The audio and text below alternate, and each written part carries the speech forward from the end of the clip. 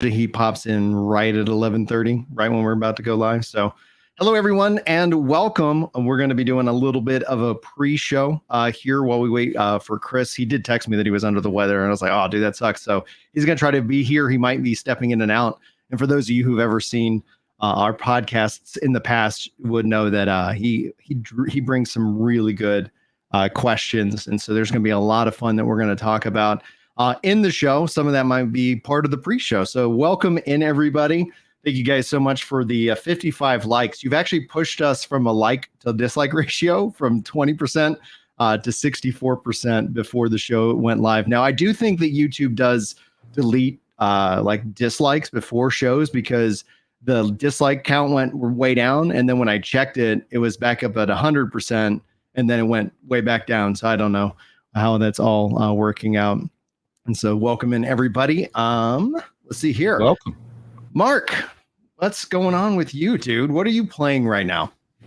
I've been trying to work on Ember double time, so I haven't been playing, but I did try First Ascendant recently because it's amazing the resurgence in waifu games that has been happening in Asia and how they're being accepted by the West now. Mm-hmm. And I do want to try Black Monkey Wukong. The reviews are out and they're looking really good. Yeah. But I wanted to thank, they're piling in now. I wanted to thank the Ember community today because I'm supposed to have my Ember stream with the Ember community. And I told them I had booked this much earlier. So I moved it to Monday and they very graciously allowed me to do that. And they'll be over here today too. So thank you guys. Oh, no problem. Hey, Chris, welcome in. This is Chris, Mark. So if you haven't ever seen him before, hi, Chris. Hello. He's my WoW expert, and I know you haven't worked on WoW in a long time, but that's that's a weird word to throw in with Grums in here. Expert. I have played WoW. You probably know more about the game than I do. It's surprising that players often become far more experts than the people who work on the game, especially over time. I haven't touched WoW in a long, long time. So yeah, you're the expert today. Thank you. Now, earlier in the pre-show, and that's what we'll still do. We'll get into the full podcast here in a second. You mentioned stepping into Final Fantasy once and then stepping away, and then essentially coming back as a part of what it sounded like the Shadowbringers rush with like Asmongold and more. Is that timing correct? Yeah. So I think I joined Final Fantasy 14 just as it relaunched. And then I tried it, and the first thing it does is dump you in a city, right? Yeah. And I found, which city was it? I can't remember what the first one was. But when I was in there, I found the experience to be very, very daunting in terms of navigating the city and getting things I want to do. And I was getting really frustrated with that. So I said, I'll put this aside. We're working on WoW, and we're shipping WoW here. And then I came back to it because I think they actually came out either the first launch was before WoW or after WoW. I'm not sure on the timing, but I came back to it, like you said, during, I think Blizzard dropped the ball in some way during that time, and there was a huge rush into Shadowbringers. And I found the community to be awesome. Like I streamed it and crowds were following me around, and it was just such a warm and welcoming community. It felt really different in many ways, and they actually helped me out with some of the city navigation I was having trouble with, and I didn't realize how to play the game, and it's very different from WoW. I'll give you a little history here. Yeah. So in EverQuest, which was the MMO of the time, and most people don't remember it today, but it was so big that it took down the bandwidth of all of San Diego where their servers were, and they had to lay in new optical cable in order to handle it for the city. So that's how big it was. But EverQuest was a very grindy game, and the principal path for getting through that game was to kill mobs, get XP, and farm the mobs. You farm the mobs for loot and XP, and then you would go on raids, and that was the end game. WoW, we took a different approach. We said, hey, let's go ahead and give purpose to your farming. let's go ahead and we emphasize the quest log. And I actually laid out the template for how WoW Quest should be. We were kind of wandering around, and I wrote out a document, and I showed it to Alan Adham, the founder and then the key designer on WoW. And he was like, this is it. And he sent it to the whole team. And we basically used that template, and they took it far more than I did, of course. I just sort of like said, here's the general idea. And we said, let's keep your quest log really busy. And let's make sure that you always have a next task to do. But they were always like little one-off quests, and they weren't related to each other. What Final Fantasy did, and here's the story about how I played it wrong. When I did the same thing as what happened when we brought EverQuest players to play the early versions of WoW, they didn't get it because they were just running around killing monsters and avoiding every single guy with an exclamation point, avoiding every single quest, because that's not how you optimally play EverQuest. Right. And they were like, we don't get it. What's so special about this game? It's boring. I don't know. I can get the same thing in EverQuest. And we said, have you tried the quests? And they said, the what? We said the quests.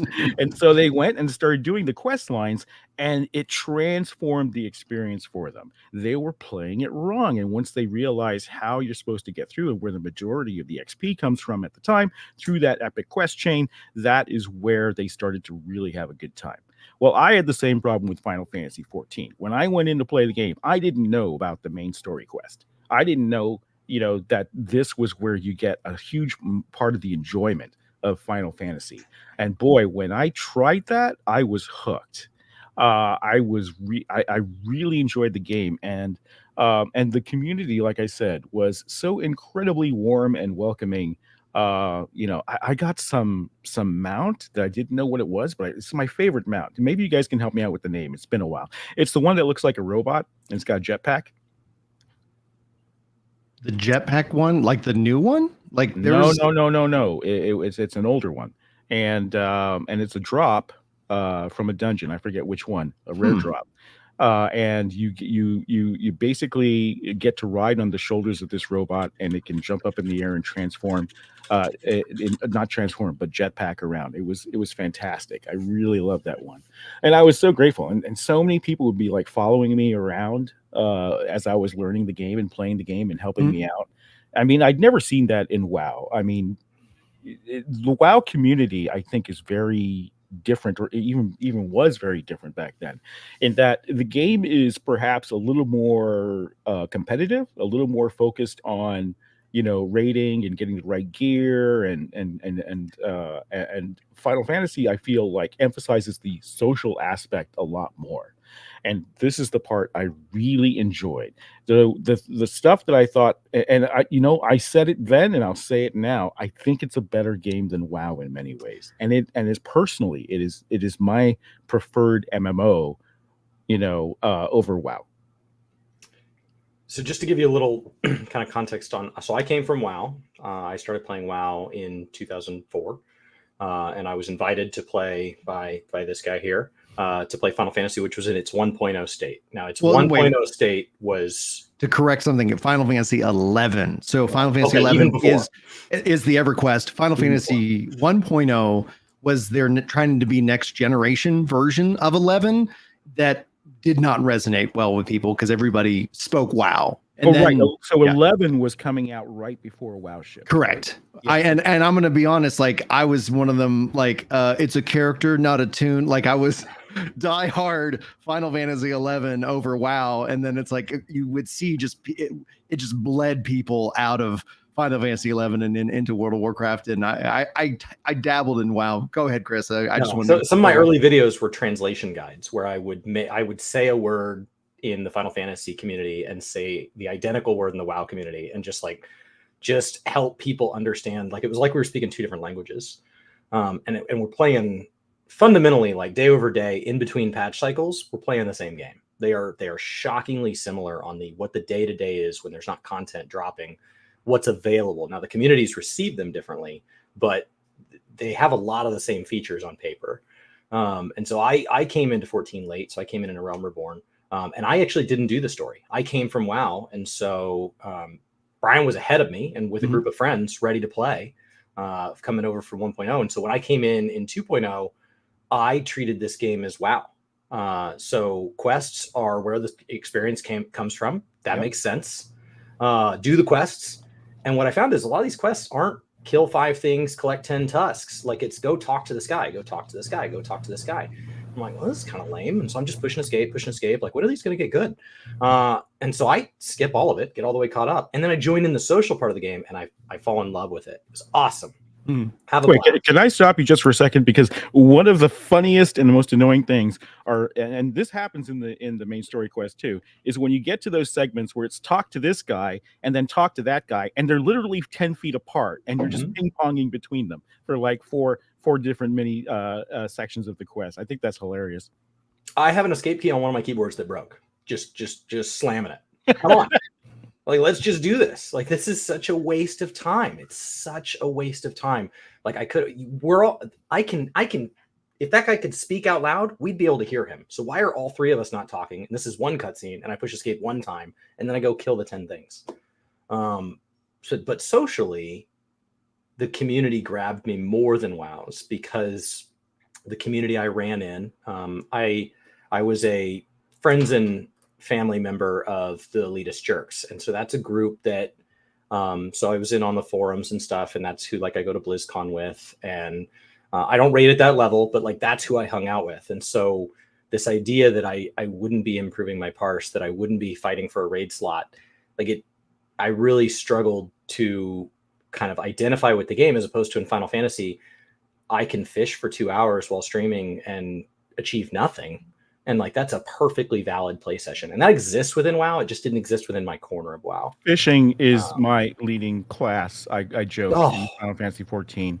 I mean, it is by far, and the little fishing mini game, the mini, they call it a raid. It's not really a raid, but my wife and I just enjoyed that so much. And the only reason fishing is in WoW is because of my wife. I don't know if you guys know that story. You mind telling it? Okay. So basically, my wife loved fishing games and JRPGs and loves fishing in real life. And she actually introduced me to fishing when we were dating. And so she really loved it so much. I wanted to see if we could do it in WoW, because WoW didn't have fishing at the time. And there was not a lot of support for that. So I went into one of my friend's designer's rooms. I said, hey, how hard do you think a fishing mini game would be? And he said, oh, I don't know. Let's go talk to Sam, programmer over here. And he said, hey, Sam, how hard would fishing be to get into WoW? And then we kind of hashed out the quick mechanics of it right there. And we all decided, it wouldn't be that hard. Why don't we do a quick prototype? Game development then was very different. You didn't have these strict task lists and protocols. If you thought of something cool and you could get a little extra time, you could go explore the feature. And so they did. And they came back to me with a fishing game. And I was like, oh, this is awesome. And so we ended up putting fishing into full-fledged activity into WoW. And that was entirely for my wife and because of my wife. The ironic thing is she doesn't like WoW fishing as much as Final Fantasy fishing. The Final Fantasy fishing is just the evolved version by far. Probably the best fishing in any MMO. Have you got to do one of those fishing raids, by the way? Grums? Have you been on the boat? Yes, many times. It is my favorite part. And I just wish that they had more loot. I mean, I got the shark mount and the shark pet, and I guess there used to be some outfits that dropped that they took out at some point. I was kind of going for those. But yeah, I wish they would do more with that. Have they? I haven't played. I think it came out of an inspiration from WoW. I think it was Final Fantasy's response to the Warlords of Draenor phenomenon in fishing. So I think it's WoW's turn to answer. And I think in Dragonflight, they did, in a way. Some of their fishing dailies are a really neat idea. This idea that there should be dailies in the area to restock a pond, right? That we're not all going to go there and just fish this endless resource, that we got to put something back. And so like, I'd love to see 14 kind of respond to that and say, okay, well then maybe the fishing raids need a response from the other gatherers. Like maybe these fishing raids, like maybe botanists need to be doing something to offset these boats coming in and just fishing the crap out of these areas. So that would be that'd be cool. Is like, let's start bringing in other ways to play. because these games seem to bounce back and forth. They seem to respond to each other. And so like, sometimes I see you brought up as a WoW developer. Sometimes I see you brought up as somebody who used to be a WoW player. But like, for anybody that doesn't know you here, because in the chat I see some huge, you are a controversial figure in the gaming space. Yeah. Anytime there's a controversial figure, my question is usually like, well, what gives them the credibility to be worth being controversial? So where do you come from in WoW? Like, why is it that so many people do listen to your opinion? Well, I think we need to go back farther than that, because I've worked on far more than just WoW, right? Mm-hmm. So I started off, do we want to introduce Crono? I see him here. Yeah, we can go ahead and get started. I think that's a really good question to open up with. I guess just we could do the Philly DeFranco and just run the intro. We'll roll with it, and then we'll get going. By the way, before I do run the intro, I will, and I'm going to do my best to kind of star various different questions and stuff like that, positive and negative. I believe that conversation is king, and I like to have these kind of conversations. So just note that if we don't get to your question or comment, I'm going to try and collect those as well. And thank you so much, Chaz, for hitting that membership. Really appreciate that. But let's run the intro, and then we'll just get the podcast rocking and rolling. Here we go.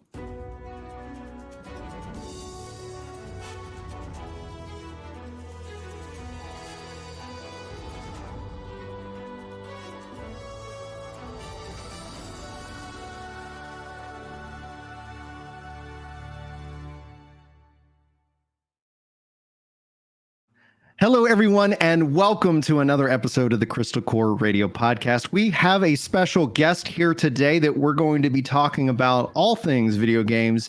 We're going to be talking about Gamergate. We're going to be talking about some controversial stuff and various different opinions. So hopefully you guys buckle in and enjoy the show. We'll get around to the panel here as Crono has jumped in, and Chris, aka GameyKinda, is here.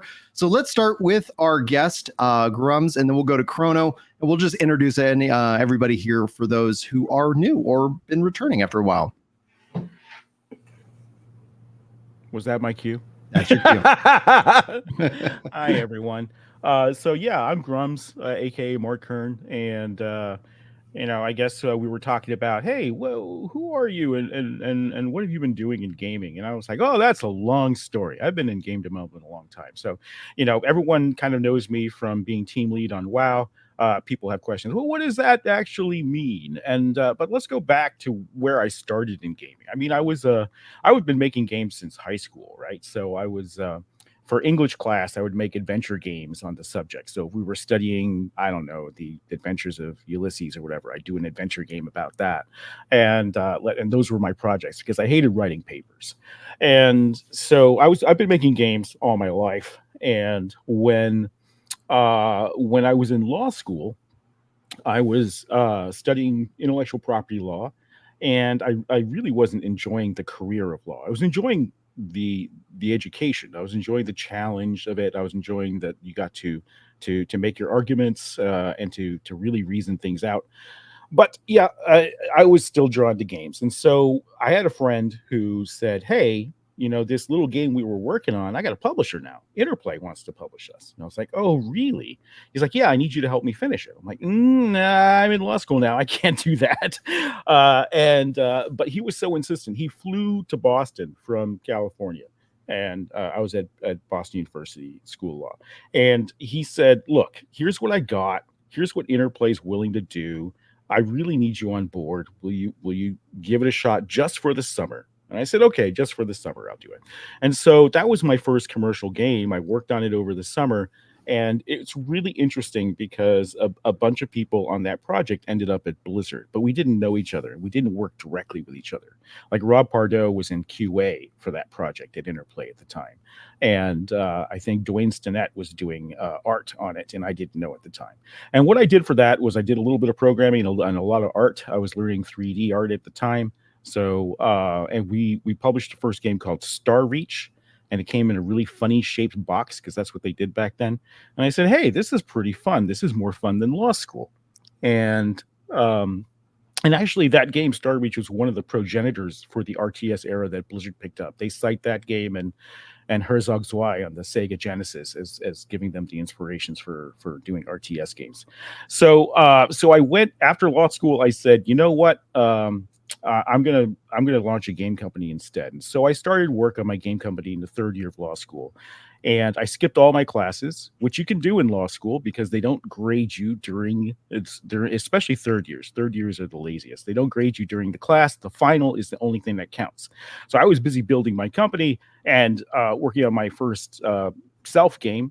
And I was also working in Naughty Dog at the time. So I was doing work on their 3DO Way of the Warrior, rotoscoping sprites for that fighting game. And so that was back when Andy and Jason were two guys in a room at MIT, before Universal bought them. And I was there when the fax came in from Universal, and they were so happy.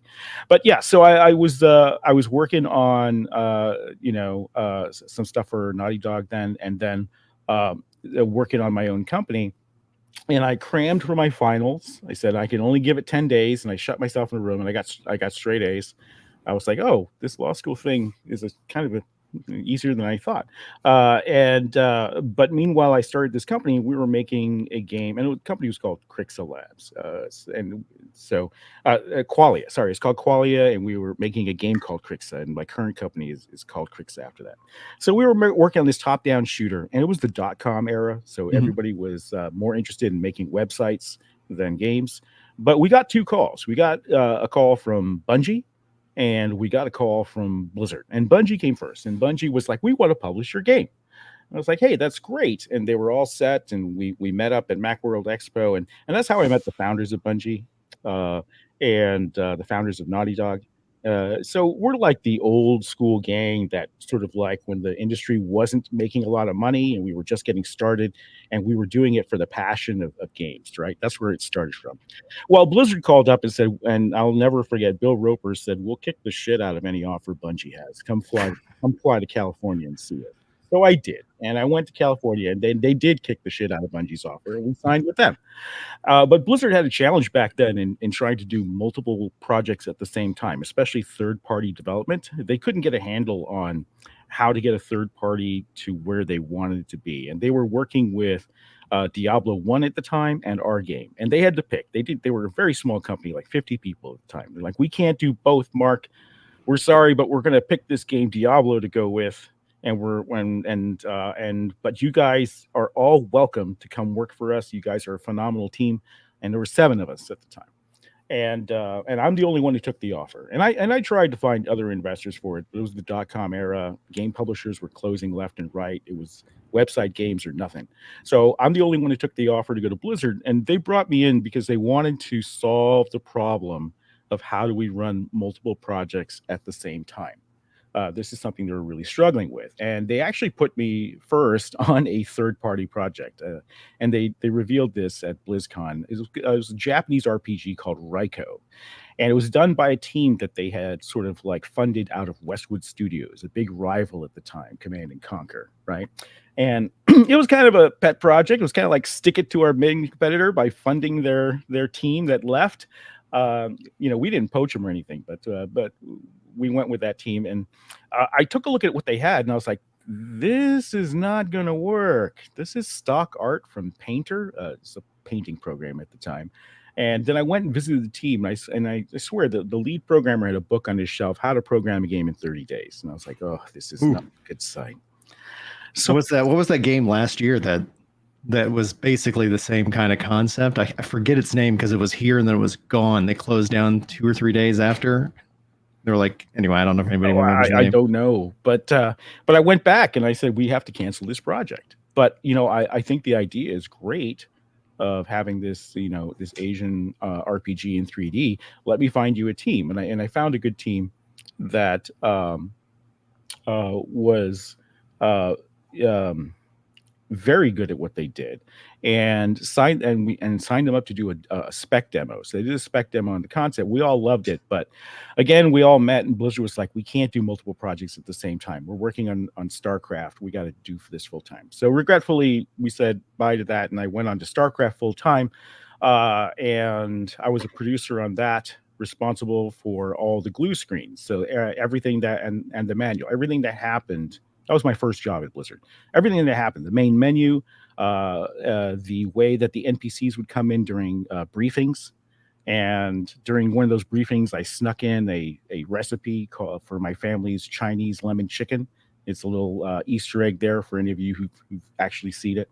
And then also my favorite part was probably working on the BattleNet interface and the reward screen. I said, when we finish these missions, we need to have a Vegas-like moment. We need to have something that really celebrates your stats during the game. And so we came up with the whole idea to have these bars that we increment with little glows, and then the sound effects where it's like ringing up. We really wanted that reward feeling. And so, and that was like a band of brothers. We worked so hard. The company was so small. We lived at Blizzard. We didn't go home. We were there day and night. And at night, we played games. We played Magic the Gathering, Legend of the Five Rings, tabletop games, all this sort of stuff in the hallways of Blizzard. And that was really just a bonding moment. So after StarCraft, they wanted me to figure out, how do we solve this problem? How do we work on more than one project at the time? So I became manager of product development, and my job was to oversee the team's producers and train them up and figure out how we were going to do this. And so, and that's probably when, and during that time, I was also working on Warcraft Adventures. And Warcraft Adventures was kind of a LucasArts type adventure game. And that's another game I looked at, and it was being done by a third-party Russian company, and they had very different ideas of what elves and gnomes were than we did, and so it was a challenge, and we were struggling with that. And I ended up looking through the source code one day and going, we can't do this project. The code is unmanageable for the changes we want, because we had redesigned the game. They had done a design. I don't know if this old history, do people remember Warcraft Adventures? Some do. Some really want to hear this. I don't know if they do, but I've never heard of the game. Oh, wow. Okay. So it's probably past the time. So I'll skip over that part. But basically, I had a great time redesigning that game with Bill Roper, and I brought in Steve Moretsky from the Infocom days, huge adventure game designer. And we banged out an awesome new plot for that game in about a week. We flew him in for a week, and we sealed ourselves in a conference room and redesigned all the puzzles. But then when we got to the code, I realized it just wasn't going to work. And so I ended up, along with Bill, canceling that project too. And so it's like, okay, let's figure out how this is going to work. And so I worked on StarCraft. I worked on StarCraft Brood War. I was the strike team lead for that. And what a strike team is there used to be, they don't have this anymore, an internal team at Blizzard made up of people from different disciplines of game development. And our job was to give critical feedback on the game and what was working, what wasn't. And we often picked people that weren't directly involved with that project. They came from other projects we were working on within the company, so that we could have sort of an outside perspective. And, my job was to lead that team, to lead the play sessions, to get all the feedback together and suggest changes for it. So we were doing that for Brood War, and also working on the Secret Xel'Naga level for that.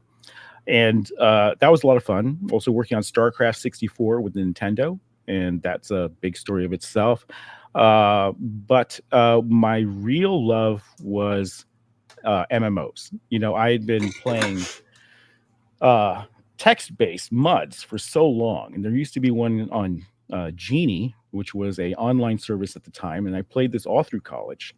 And you had to pay, I think it was $12 a month for this. No, $12 an hour for premium time during the day, and $8 an hour after hours. And this is also when we don't even factor in. My parents thought I had a coke habit. Okay, the credit card was melting down, and my parents were like, "Are you okay? Is everything? What is this? What is this gemstone on Genie? Is that a drug?" And then they're Chinese, right? So is that the drug? And I was like, no. It's this online game, and it's like a drug. I was so enamored with it because they had 4 classes. I think there was warrior, mage, at the time, thief and cleric, and I became, and you had a leader, so it was bigger than a guild. You led the entire class, and so I led the thieves class because I was so much into that. And the game was phenomenal because it was sort of like a little bit of a cross between an MMO and a D&D game. You had game masters that didn't just sit there and police players; they created stories in it. And so there was this huge arc in the game where demons were invading the land, and they played this up where demons would be invading all the towns in the game over the course of a month. And these were GM led, like player led, right? Yeah. And so there were real people behind them. And then they decided to this plot arc, they would kidnap the leader of the clerics, and she was I think her name was Luxel, and she was very revered, very a very well-loved player. And so everyone was up in arms. Like, oh, they kidnapped Luxel. We have to rescue her. And they said, yes, we're in a secret castle somewhere. And they built a whole new zone with a secret castle, and we had to go find it. And that was the thing. And I was the one who found it. So I used my tracking ability, and we found the castle. And they didn't expect me there. I was too soon. So, but they got an alarm, and they manned the walls, and they said, yes, and we demand a ransom. And And so I went back, and I told the leader of the fighters guild, oh, they're ransoming Luxel, we have to do something. And the fighter said, oh, we're going to war. And so they banded all the players together, and we had this huge siege on the castle. And what was really interesting was that it was a time where players and classes didn't work together. I know this is a strange concept, but everybody had their thing. Mages did their thing, fighters did their thing, thieves did their things. Nobody worked as a group. But nobody could get into this castle, right? And they would try to scale the walls. The demons would pour boiling oil down on them, and they would be slushed off the walls. They tried to break through the castle door. They couldn't break through the castle door. So I was watching everybody just throwing damage at this thing, trying to take this castle down. And I was like, I had an idea. I was like, what if we combined powers? And I turned to the mage next to me. I said, turn me invisible. He was like, what? It's like, yeah, turn me invisible. He's like, no, that's for me. It's like, no, turn me invisible. He said, okay. And he turned me invisible. And then what I did was, that's when I used my thief skills to climb the wall. And because I was invisible, they couldn't see me, and the oil didn't go down on me. I went back into the castle door. I opened it up, and everyone poured in, and we stormed down all the way into the dungeons of the castle. And we rescued the cleric, and this was all GM led. I mean, this was epic. And then, and then it was written up in the Gazette. There was a paper for the game, and so the story was written up the next day, and that had me hooked on MMOs. I was like, these are special moments. They are, this for sort of sure. player cooperation and the social aspect of it were so powerful to me. I said, this is what I want to make. And so when we were struggling at Blizzard with the WoW project, which was another game at the time, it was actually not WoW, but they had just switched over because everyone was playing EverQuest, and they said, let's try this MMO project. And I was like, this is a really important game for Blizzard. I could sense it, but nobody else thought so. It was the redheaded stepchild, sorry, Ginger, of the of the company, and everyone was bagging on it. The WoW team. I wasn't on the WoW team at the time. The WoW team would do presentations and about how the game was going, and it was just received so very, very poorly. There's this mode you get into the game development where you kind of do everything for a demo and you don't actually build the game. It's all glitz and glamour. And so they would build these demos, and then it would be no real progress. They had to tear it down and start over. And so they came to me and say, well, Mark, what should we do? I was like, you know what? Get rid of the demos. Start working on real progress. Get multiplayer in. That's the first thing you should do. I want to see 2 players on the screen because this is an MMO. And just show real progress. Don't worry about gussing it up or everything else. We're all devs. We can project forward. We can see the future from, a build. As long as we see that, it'll work out. But the troubles continued.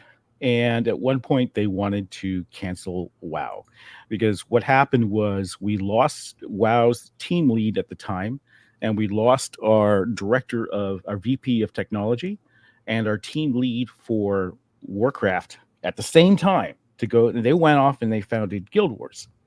Oh, nice.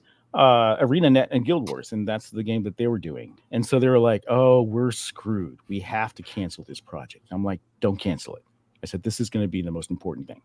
And there were literally just 4 of us in a room, the top brass, and they were like, "That's it, no." And I said, "Stop." I said, "What's our biggest problem?" And he said, "Well, our team lead was also our lead programmer." I said, "I'll find you a new lead programmer." He said, "Where are you going to find a lead programmer that knows networking and it was very advanced programming at the time and that nobody knew in games? Where are we going to find this person?" That's like, "I'm going to recruit a guy I know from id." They laughed. They said, "No way are you going to get anyone from id Software." I said, "I got a guy." And he actually invented the IPX networking protocol for Novell. He's worked on Quake multiplayer. He's the guy. And so they said, "If you get that guy, we'll keep the project alive." And so I worked my butt off to prove that WoW was a viable project. First, in turning the team around so that they were delivering, they weren't hated within the company anymore, and also to resurrect the team with a new lead programmer. So I eventually got him on board by convincing his wife, because you have to convince the wife to convince the husband. And she had bought a beautiful house in, I think they were in Austin at the time. And she's like, "I'm not moving again." I said, "I'll find you a better house." So I went out on weekends house hunting. And I found many beautiful homes. I sent them over. I flew them out. I was a realtor. I showed them around just to convince the wife of this programmer. And once I convinced her, then John was on board. And John came over to the WoW team, and they said, "Great." And I said, "And then I'm going to do one more thing." And they said, "What's that?" "I'm going to step down from manager of product development. I'm going to join the WoW team directly as a producer." They're like, "What?" You're like, "Yeah, I'm gonna walk away, and this game is important. I want to do this, and I want to see it. This is the genre I love, right?" And they said, "Okay." And so I joined as a producer, and we had someone else as team lead at the time. But over time, that team lead sort of burnt out on gaming for a little while, and almost stepped away from gaming altogether. And that's when I stepped into the team lead role. And basically, that was a very strange role. In the beginning, it was a little bit of vision and a little bit of design. So I mentioned doing the quest template layouts for WoW, really working on the UI for WoW and how we were going to make it not like EverQuest's bundle of hotkeys and screen full of windows, and itemization, early itemization on WoW. But then the job became too big, and so it was and recruiting. We had to recruit up a whole team of really good people. And so, so I became more like a mini CEO. I reported directly to Mike Morheim, the president and one of the founders of Blizzard at the time. And we had to transform not just the game, but the entire company, because we'd never done a live service game before. We'd only done box product. And so I was, basically having to build up a whole customer service department. I was having to go and while I was principally managing the developers at the time, particularly the programming staff, along with John, and we had to do a lot. And I had 2 Blackberries, and they were always going off at the time. And it was a really crazy time, but we pulled it out of the fire, and we went from the most underdog project at Blizzard to what it was today. We had no idea what we had. We were worried it wasn't going to make money. And I was, and I kept saying I need more people to make this game, but we finally did it. And when we launched the game, we were so shocked at the results. We were literally shocked. We didn't expect it. Our estimate was like, well, if we make $1 million a month, we'll be happy. Mm-hmm. And we ended up pulling in $1 billion plus. Wow. The first year and a half. So that first year and a half was not smooth, by the way. No, it wasn't like and then this happened. Like the number of times I remember that I would go to log in and you guys had to give us game time. My Thanksgiving, it literally was like those TV specials where the hospital team is snowed in over Thanksgiving and there's a big bonding moment as they all save lives together. That was like my Thanksgiving on the first Thanksgiving on WoW. Our servers were on fire. Our databases were on fire. Our network was on fire. And so I stayed there and slept at Blizzard, and we all stayed together to get that game into a stable point, because we didn't know about how to scale databases back then. Nobody really did for a real-time game like this. We even brought in the experts at Oracle, they flew in, and they couldn't really help us at it. And then we had our networking equipment. We were also maxing the capabilities of networking equipment at the time. We flew them in, and nobody knew what was going on. And so we all had to learn together how to duct tape this experience together. And I used to mock bugs in EverQuest, like the boat ride. I was like, how hard is it to do a boat ride between zones? You would always like drop and lose all your loot, and it was terrible back then. But our boat rides were crashing, and I was like, I'm never going to speak ill of EverQuest boat rides again, because this is hard. This is really hard.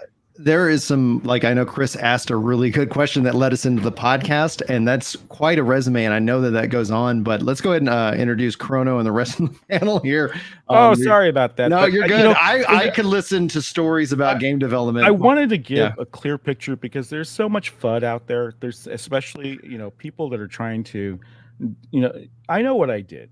And I appreciate the opportunity to discuss it here and to let people know. So yes, but I want to hear from Crono. First of all, the name.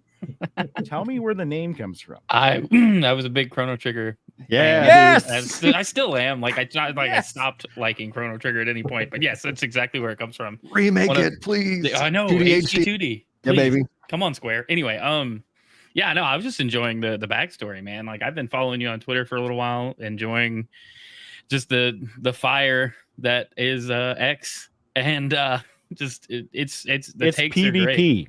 Yeah, it really is. But yeah, I've just been streaming and gaming and stuff, so that's my background. I'm a developer by day and a gamer at other times. Oh, what do you do? Oh, it's just contract work, just full stack Angular dev. Okay. All right. Crono is me, but with hair. Like For now, I mean, look at this. It's going. Well, that's why he's like, when Grums was like his redheaded stepchild. Sorry, Ginger. It's like, listen, I would kill for more, like anything that's going to stick on top, but that's not the cards. I haven't played Chrono Trigger for 25 years, I think. So tell me, if I were to go back and replay it today, which version is the best? Which remake? Which re-release? I would emulate the DS version personally, but I think the Steam version might be like just the easiest one to get. Well, I have a DS. Do that, and that would be the best way to re-experience it. Personally, I think it was the best iteration, because like I was pumped when they added the cutscenes to the PlayStation port. I mean, that was epic, right? But the load times and just the awkwardness of it, they made it kind of clunky. And then the DS version was just like, oh wait, modern tech fixed that. Yeah, I replayed Lost Odyssey, and one of the main problems that game struggled with on 360 was load times. And then fast forward to today, and it's like, oh, okay, with the new hard drives on the Xbox, it just loads and you're in the fight, and it's still built where it has some kind of lag. But I remember load times being a real kind of on Chrono Trigger, and also on that one game. Also, with the newer reports of it, they fixed like some of the translation issues without inserting any personal beliefs into them. They just because the SNES version is notorious for like the weird translations, but Chrono Trigger, like the modern iterations, seem to be pretty solid. And Chris, dude, why don't you introduce yourself, and then I think let's kick off with that question that we were talking about in the pre-show.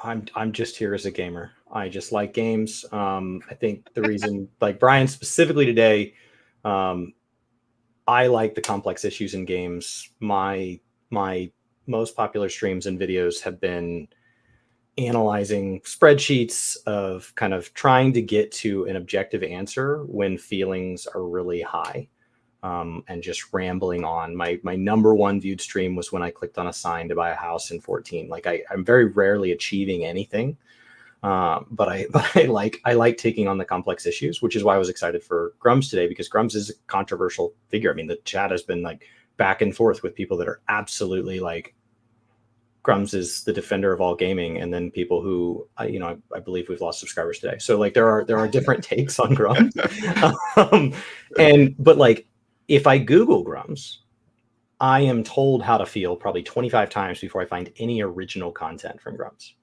Well, you got to remember the original view. So like I'm told, yes, 100% what he said was right, and I can't even find the original clip, or I'm told like, oh my God, this is why you should hate them, but I haven't. Look, what I did at Blizzard predates a lot of the internet and Google. The stuff was in print, right? The interviews I did, PC Gamer magazine, all that stuff, that's all in print. None of it is on the internet, and there is a campaign. So there's a war over my Wikipedia all the time, where whenever I say something, they'll go and they'll resurface the older, fatter pictures of me and put them up, and they'll completely rewrite all the articles, and they always add something new every time, and they erase what disturbs me is most is like, okay, you say what you want, but then they go and erase everything that I did, like with the petition for vanilla WoW, right? So getting that back, like I was defending the Stalrius there, and I said, listen, Mike, we got to do this. I went in, I met with Mike, and I said, Mike, you are leaving a huge bunch of gamers and money on the table if you don't do vanilla WoW. And together we all convinced Blizzard to do it. That got erased. Anything good that I did got erased. My role in WoW erased. My role in Diablo 2 erased. Everything. That is the part that I have a problem with. If you can sit here and say, well, Mark is this, Mark is that. That's your opinion today. Fine. But it's this historical revisionism that is a danger that I see happening in games now. And not just with me. You can look at it in real time with what's happening with Assassin's Creed Shadows, for example. And you can look at it what's happening in real time with Warhammer 40K and the Femstodes issue. It's the destruction of the past. You can look at it what's happening with Dungeons and Dragons and how the historical book released by Hasbro on Dungeons and Dragons completely trashes the original founders and acts as if they did nothing at all. This is the hatred. This is the true hate that really gets me and what I fight against. So that's why I'm controversial. I think that's why I asked my original question is like, typically when somebody's controversial, if they just say controversial things on the internet, it'll have two views and and you can just shout that stuff into the void and it can be very therapeutic. And there's a lot of people out there that are just yeeting thoughts into the void. But when I see somebody that starts to build a following, usually there is some reason that person has people behind them, and usually it's because of something they've achieved in the past, and that can oftentimes get covered up by the Google results and stuff, just focusing on what's happened in the last 30 days, 60 days, 2 years. And so a lot of times it's hard to say, okay, well, how did we get here? Sometimes, especially within the 14 community, which is kind of what's brought a lot of this together, you'll see somebody will criticize the 14 community and then they'll get all this hate. How could you criticize such a great game? But then if you go research that person, you're like, okay, well, if I see the perspective they're coming from, 14 was never going to be a great fit for them. So their criticism suddenly seems a lot more valid, even if I disagree with it, because there's some context there. 14's a great fit for me. I love the game. I prefer it over WoW. We can go over what I actually said about it recently that got people so riled up. Yeah, let's do that. I don't know if we want to start with that, but we can. I think that's a good place to start. So, unfortunately, so basically people think I just got into being vocal, right? But I was actually vocal during Gamergate 1, which is like almost 10 years ago. And that history has been also completely erased and reworked into something that it isn't today. And a Wired article recently came out that totally neglected the reasons that it happened. It happened because, and this is a salient point today, is gaming journalism was corrupt and is corrupt today. Mainstream gaming journalism, the old guard. And what had happened was there was favorable coverage being granted to people in exchange for favors, and that there were basically lies being told by the gaming press back then that were becoming obvious to our face. Now, I was very naive. I thought gaming news was fair and balanced, right? But as gamer, and so I started a petition when the journalists started attacking these gamers who were saying, hey, it's wrong to play favorites in game coverage and to take favors in exchange for good coverage. This is wrong. And they were being attacked and they were being called ists and phobes and sexist because for whatever reason, there was a lot of prominent women that were, basically defending this at the time. And so, yes, they were naturally the target of critique, saying, how can you defend this when this is going on? And I said, is it really going on? Is it really? And I started a petition back then. I said, hey, an open letter to game journalists. I was like, hey, we survived the attacks on gaming before. Can we all just come together? And when that happened, that's when the journalists attacked me. And they would write these slam articles on me for saying such a thing, for having the gall to preach unity. Because the saying back then was, if you're neutral, you're part of the problem, right? You got to pick a side. And so there was an attack on neutrality at the point when I was neutral. And then I started going to these Gamergate gatherings and events, and I found gamers of all walks of life, from the left, from the right, all persuasions, the entire rainbow, right? And yet and then on the next day, I would read an article in the gaming press about how it was full of ists and phobes. And we just sat around spewing hate. And that wasn't true at all. Then I saw that with my own eyes. And I said, how can this happen where I see an event unfold, but when I go to my favorite gaming sites, the sites that I trust, they tell a completely different story? It got so extreme that in one case, an event I did not attend, but because I knew the people there, a bomb threat was phoned in and they had to evacuate the restaurant. And the gaming press said nothing. In fact, they just went with a story about how, I guess, Anita Sarkeesian was supposedly received a bomb threat and had to cancel her appearance at a university, but there was no police report. We had a police report. None of this was covered. And so at that point, I became very vocal. I was like, what is going on here? And I became very angry at the gaming press. It feels like there's a similar story with the Sweet Baby Inc. that kind of kicked off as, Gamergate 2 to give it a number in that regards. Yeah, and it happened all over again with Sweet Baby Inc. when Kabrutus just put up a Steam list saying, hey, these are games that I believe have woke politics that I don't agree with. And you can decide to play it if you don't. I'm just doing a list that's publicly available on their website, and you gamers can make informed decisions.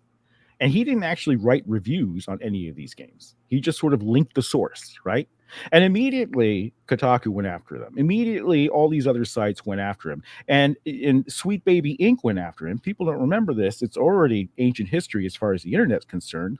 4 months, Yeah. But basically, they tried to cancel him and take away all his Steam games. They said this is, and so I was like, and I really hate cancel culture. All right. I've been canceled so many times. Asmongold's been canceled so many times. It's ridiculous and I hate it. And that's what I'm reacting to. That brings us full circle to Final Fantasy, right? So what did I say that was so controversial in Final Fantasy? Well, I said a couple of things. My most recent things are I pointed out that it was that a certain field company in Final Fantasy was getting canceled and hated on and harassed in Minecraft for basically saying that they want a non-woke guild. And what does that mean? It means different things to different people. But all I saw is like, hey, they want to form a guild that's free of politics, right? I don't think they're excluding anyone. Maybe I'm wrong, but that certainly never came to light in their messages in general chat when they were recruiting. But for just daring to say that they want to be non-woke, they received so much hate. And so all I did was highlight it. Right. I said, I don't think this is right. I think cancel culture doesn't belong in Final Fantasy. And that if someone wants to create a group that's free of politics, they can go and do so. And then the other thing and they can create a group that's like, and for this tweet, exclusively politics if they wanted to. Yeah. Or they could be like, hey, we want to be, I don't know, the Libertarian Party in Final Fantasy. Okay, more power to you. Why are you playing a capitalist game? I don't know. But it's this hate that goes along with it that says you can't have that, and it doesn't stop at just having an opinion about it. That's the problem. It goes farther. They want to hurt these people. They want to reach out in real life and affect their jobs. They want to affect their relationships with their wives and families. I mean, we've had journalists contacting the wives of YouTubers saying, do you know what your husband is doing? Wow, dude. You've hit a lot of points really rapidly here. So first of all, the word woke is inherently political, whether you intend it to be or not. Language is about how it is received, not about necessarily how it's given. It's very easy. Any of us, in a relationship, it's very easy with a friend or a family to say something and their feelings be hurt when you didn't intend that. So your intentions are not always what language portrays. It has a lot to do with how it's received. And the word woke, whether that's what it was originally intended to be used, at this point inherently means political. So when I was signing up for, I do a little bit of fitness outside of that, and outside of this, and that's where does that? Where does gaming? Okay, let's say it's political. Where does that give you the right to go and try to hurt that person? Never. It should right? never be extended to personally harming them. There's this idea Right. that you have free speech, but you're not free of consequences, and that somehow gives us permission. So why should I receive hate for saying that that's wrong? So I'll get there. So the Why first should I thing, get death threats for that?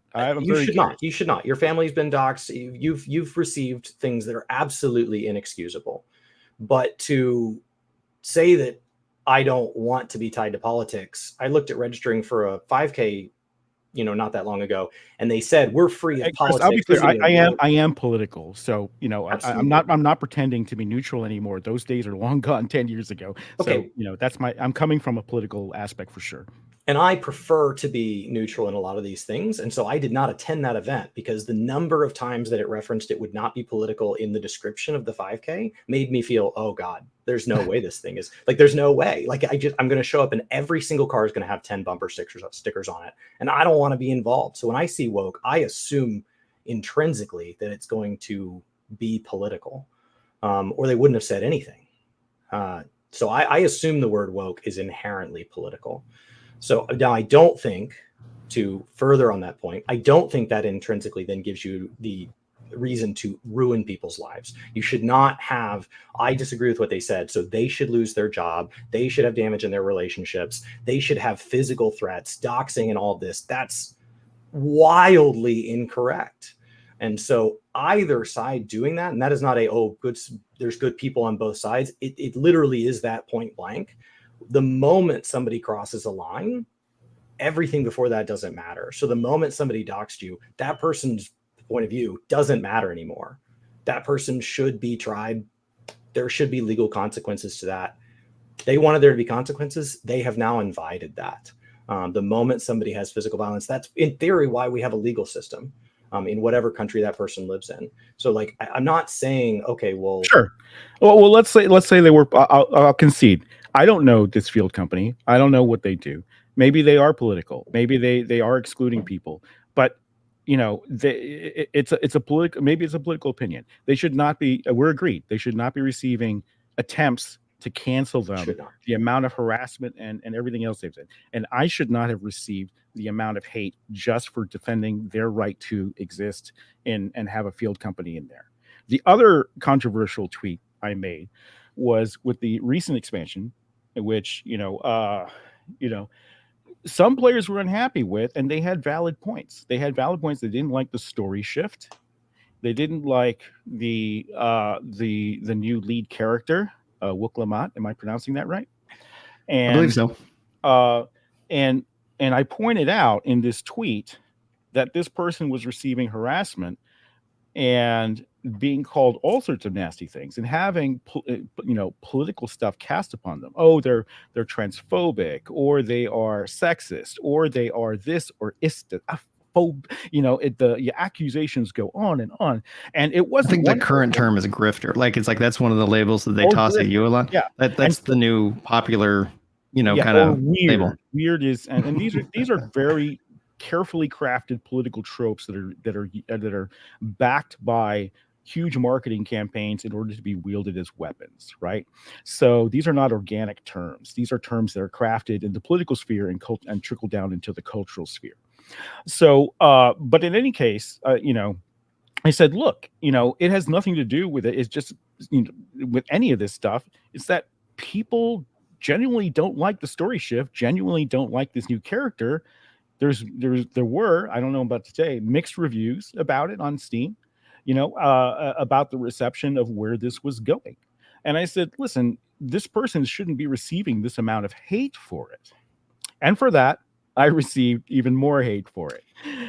So, I think, and the personal problem I had, which is my first tweet about this expansion, is that I said they picked the trans actress to play Wook-Lamont.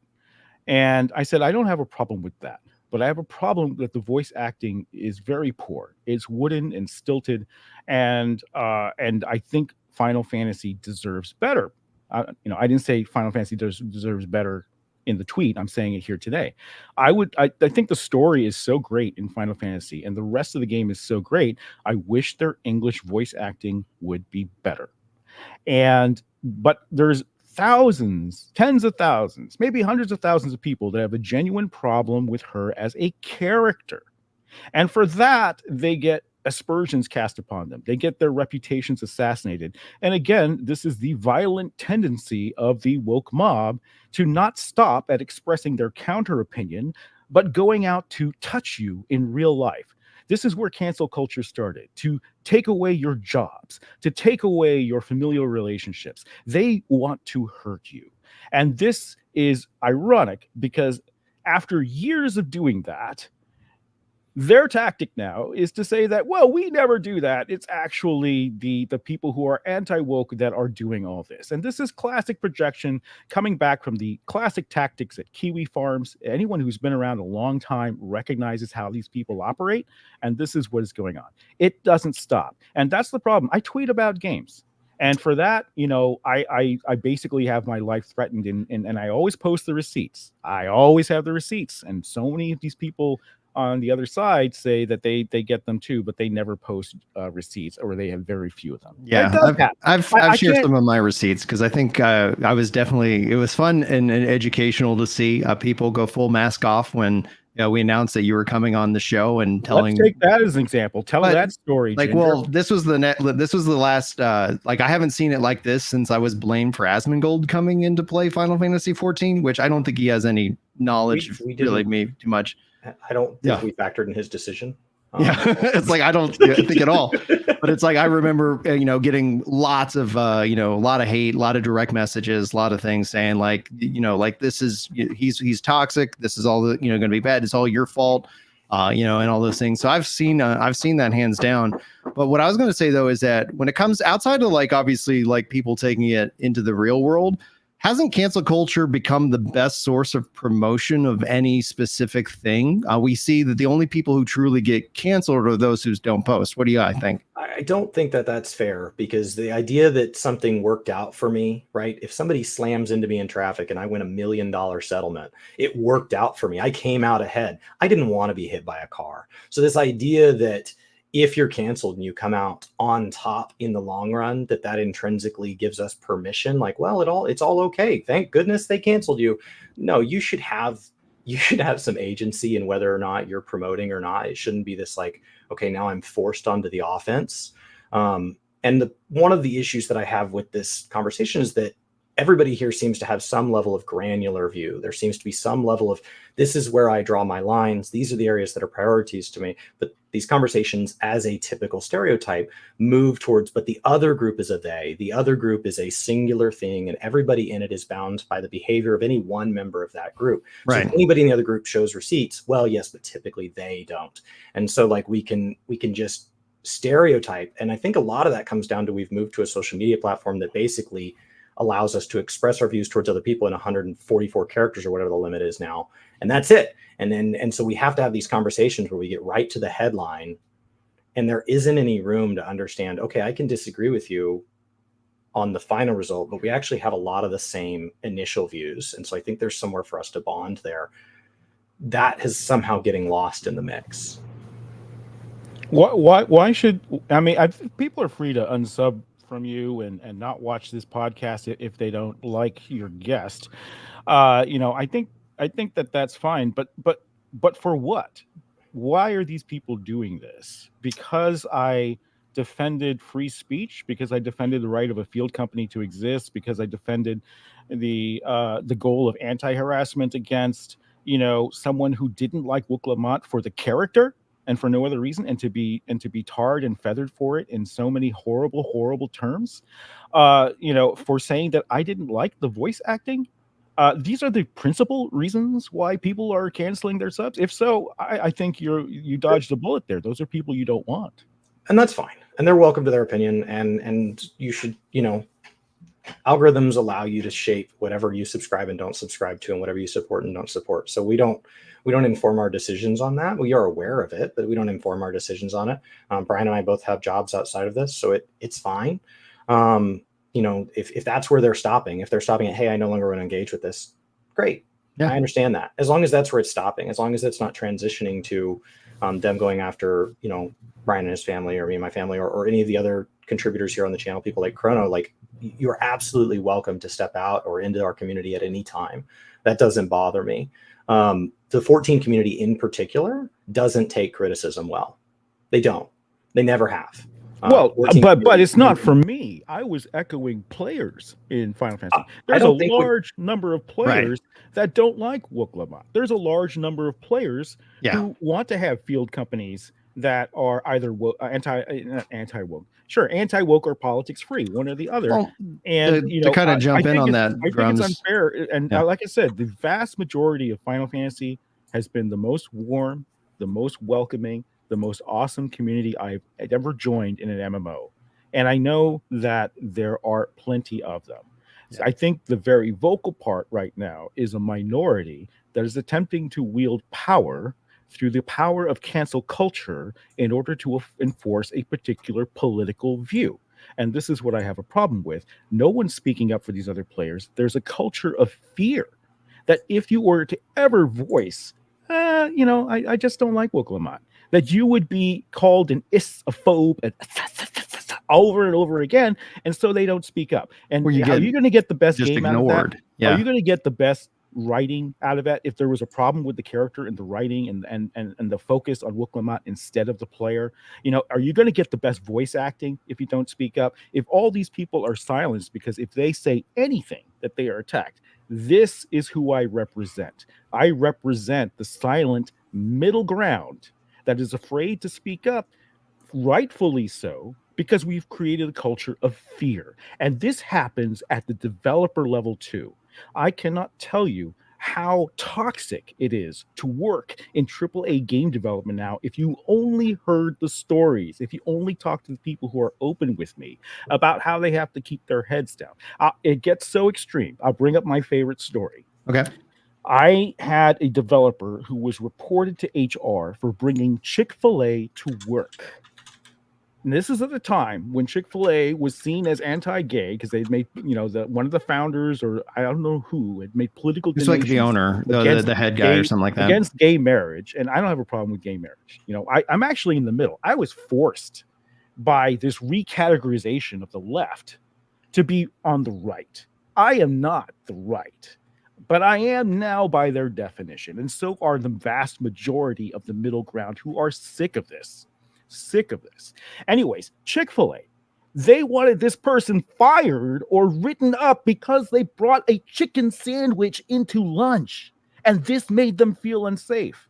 This is the culture in AAA gaming development right now, and this is what I don't want to happen. I want devs to be free to create. I want people to create the best Woklamat.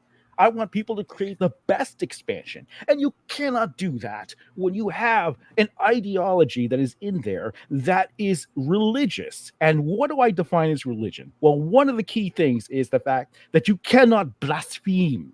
You cannot say anything against it. It is a doctrine. You will literally be written up or fired if you were to say, maybe Woklamat should have a better voice. I was like, oh, you're transphobic. Fired. Bye. See you. And this is happening. There are initiatives within these companies. Activision has a huge DEI system. Ubisoft has a huge DEI system.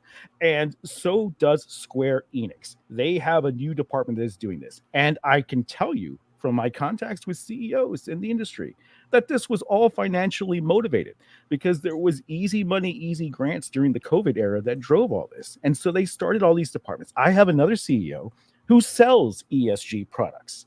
I actually know how this works. They go in and they say, look, if you do these social programs and you enforce it with an iron will, then you will save 1% to 2% off your line of credit, or you will save 1% to 2% off or you will get this funding for the game. People don't know this, but the funding from games, you don't do this out of pocket, even if you're a giant studio. You get other financiers to join in, the big banks, you get people who are going to bolster your stock. And in order to qualify through these programs, you had to have these ESG initiatives. And the person who I know who sells these products to these giant corporations says, oh, you're saving 2%? for just a fraction of that, I will create this program for you and you can sign up to it. You will hire this consultant group, or you will hire us as the consultant group, and you'll save so much money doing so. That's how it crept in. And it came into the industry and it swept through and it created a culture of fear throughout development. And they are literally getting 2 or 3 DEI emails from HR per week. And I have had people at Blizzard tell me, white developers, a friend of mine got called in, had to do a non-mandatory but mandatory meeting where you had to sit around and admit your white privilege. This is not an opinion. This is a doctrine. This is a religion. This is where you cannot have a culture of creativity. And this is why AAA games are starting to suck. And I have a fear for Square Enix because of the changes they're doing because of these programs, because of the culture of fear that is creeping in and making it difficult to be creative and honest about the success or failure of your product and what you're going to do to make it better. That's resulting in worse games. This is why I fight. Now let's talk about your pushback though. Okay, go ahead, Chris. So just to sum up what I'm hearing here. What I'm hearing here is that you believe we should be able to fight for games. We should be able to fight for creativity. We should be able to fight for development within games, and that process can be messy, and that process can just be people being people, and that can be one person who says, I drive an electric vehicle to work because that's an important cause to me. And another person says, I eat fried chicken because I really like it. And those people, while they might live their lives differently, should be able to work alongside each other for the goal of improving gaming and the community around gaming. Am I understanding that? You're understanding it correct. But what has to happen for that? The activism has to happen, has to go away.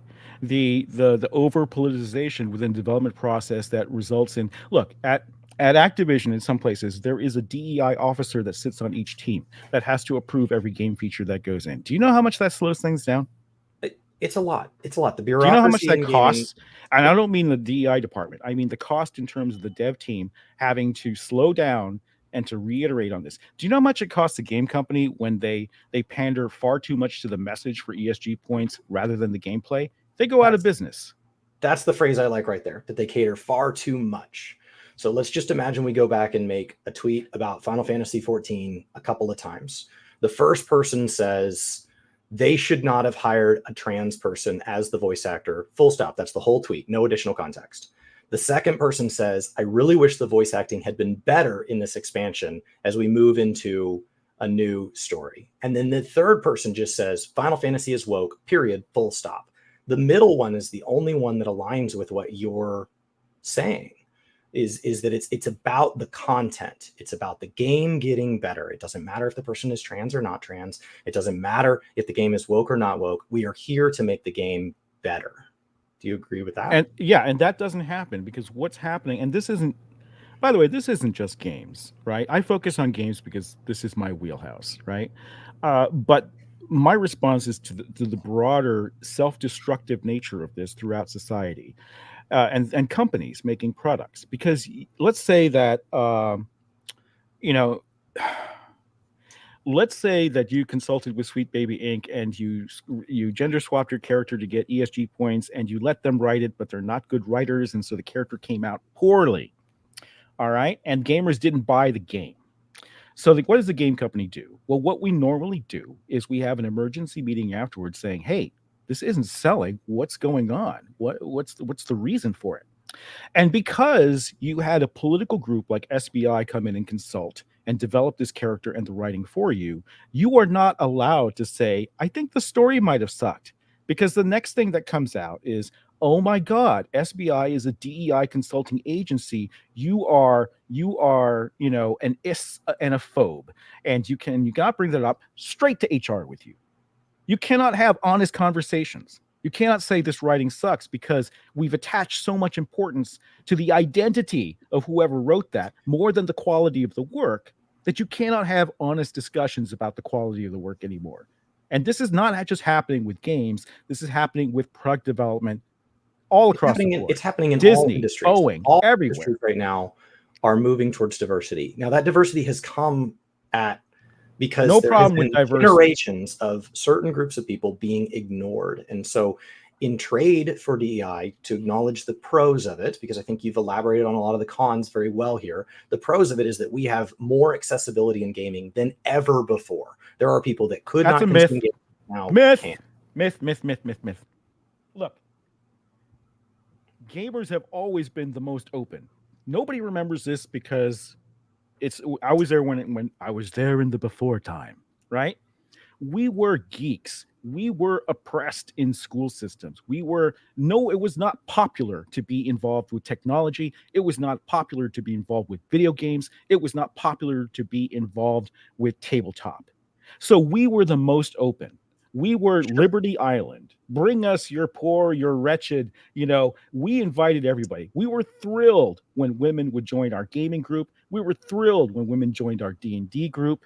What has happened was an entire industry has sprung up to tell you differently, to explain that gamers are toxic and exclusionary. And this, I tell you, sir, is a complete myth designed to power a multi-billion-dollar industry that sells products in order to drive this agenda. I think there's accessibility. I'm talking about color blindness. I'm talking about controller support. All of that has grown over the years. Look, we hired anybody. Okay, we didn't care as long as you had the skills. That is a myth, sir. I can tell you. You don't think we've gotten better? History. You think we are worse at supporting people with disabilities? Oh, I'm sorry. What's that? You think we have gotten worse at supporting games? I'm not saying we're worse. Disabilities? I'm saying we are better in many ways, but it is a myth to say the myth that has been perpetuated was that gamers are these toxic people that exclude everyone. No, we wanted everyone we could get. No, maybe not what you said, but this is what you are told. No, I'm saying that the draw for DEI, just like the draw for unions in an industry or anything else, comes from people that want something to change. And there was groups of people that say, hey, I'm not. It didn't need the change. It didn't need the change. Though any sort of improvement to what we already had is welcome. What's not welcome is the culture of fear and the anti-white, anti-straight sentiment that comes with that, and the erasure of history, just like this history of gamers, and the recasting of them as villains, that I have a problem with, because it's not true. Well, that is not a movement of inclusivity. That is a movement of hate and exclusion, and that is happening on the podcast right now. Right now, they don't want me to play the game. I just resubbed to Final Fantasy this morning. If I pop in there with my name, what do you think is going to happen? And what do you think is going to happen? Is this the movement of tolerance? Is this the movement of inclusion? I think not, sir. There's a one thing I'd like to point out, that within the game of Final Fantasy versus the online, in-game Final Fantasy, so if you pop in with your character name and anybody's messing with you, the devs are like, they have some real hard policies. We saw that happen with Asmongold, where everybody was like, he's going to bring toxicity to the game. And it turns out we were the toxic ones the whole time. And when they went to harass him and then essentially getting banned. So I think you're actually safe to play the game. I think a lot of the toxicity within anything exists. Because it would have to be policed, because I'd need a bodyguard of GMs around me at all times. I don't think you need that. Does that make me to live in any society? There has to be an enforcement mechanism. We follow a certain set of rules. We're not just talking about, I'll send a report because someone was mean to me once. I mean, look at your chat. Not so much your chat. Your chat's actually pretty well behaved here. Look at the tweet replies you got. Look at the amount of people that are and you know what? The vast majority of Final Fantasy users, as I've said so many times before, are the most awesome MMO community I've ever played with. But you have a small group that is strong-arming me out of the game right this very moment. Right this very moment, and you cannot deny that. They want me out. I don't deny it on the socials. And they want worse. Right. Some of them want me dead. Well, that's unfortunate. But in terms of in-game, there are levers and mechanisms essentially because they want to promote kind of obviously an in-game positivity. Heels versus Babyface actually called that out when they made that change, calling that also very SJW, but it ends up being something where we've seen it just as a policy that they put in for kind of talking about it. But Crono, I know. Okay, but it doesn't stop there. Look, what people talk about is I need to feel safe in your game. That's what the value they espouse, right? I want to feel safe in your game. There's no way I can feel safe in Final Fantasy now. from this minority group that will do anything to try to hurt me. Anything. They won't stop. Not at just espousing their opinion. To the point where you are agreeing that I would have to have a legion of game masters defending me left and right if I popped into the game. This is bullshit. This is not creating a safe environment and an inclusive environment for people. When my only point was, I wish the voice acting was better. I wish field companies weren't harassed, and I wish people who didn't like the expansion weren't harassed. These are my main points in Final Fantasy, and for that, I am made unsafe in the game by a small, very vicious minority of players.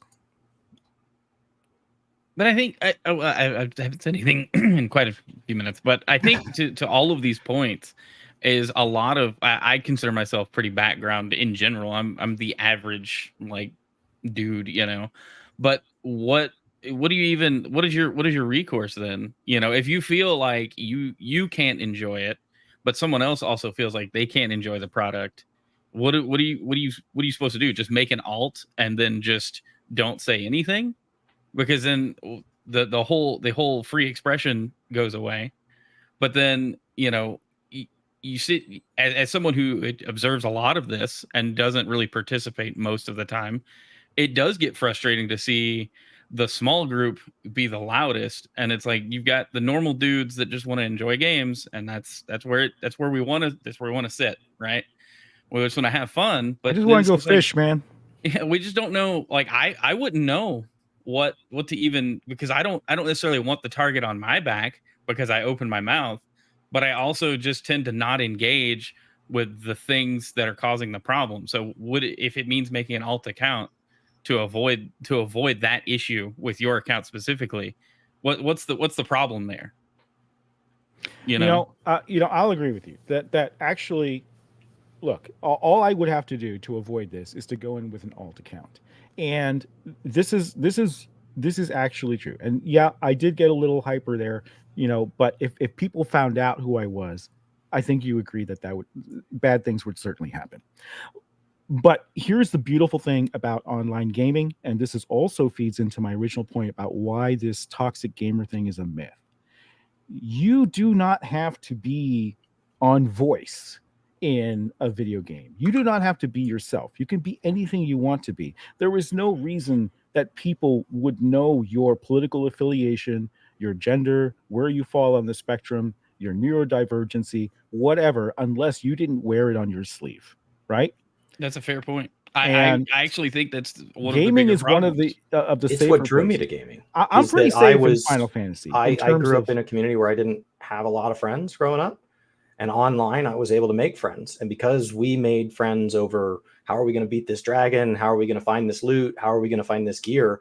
Yeah. I accidentally made friends with people who come from backgrounds that I likely wouldn't have been exposed to otherwise. So thanks to gaming I have become friends with people from, you know, sexualities that I didn't understand, and, you know, racial groups and culture groups that I didn't understand, even languages I didn't understand, because our initial interactions were all in text in English. And so maybe my own preconceived notions would have dismissed them had we met in person, but we were an orc and an elf and whatever. And so we were able to make that bond prior.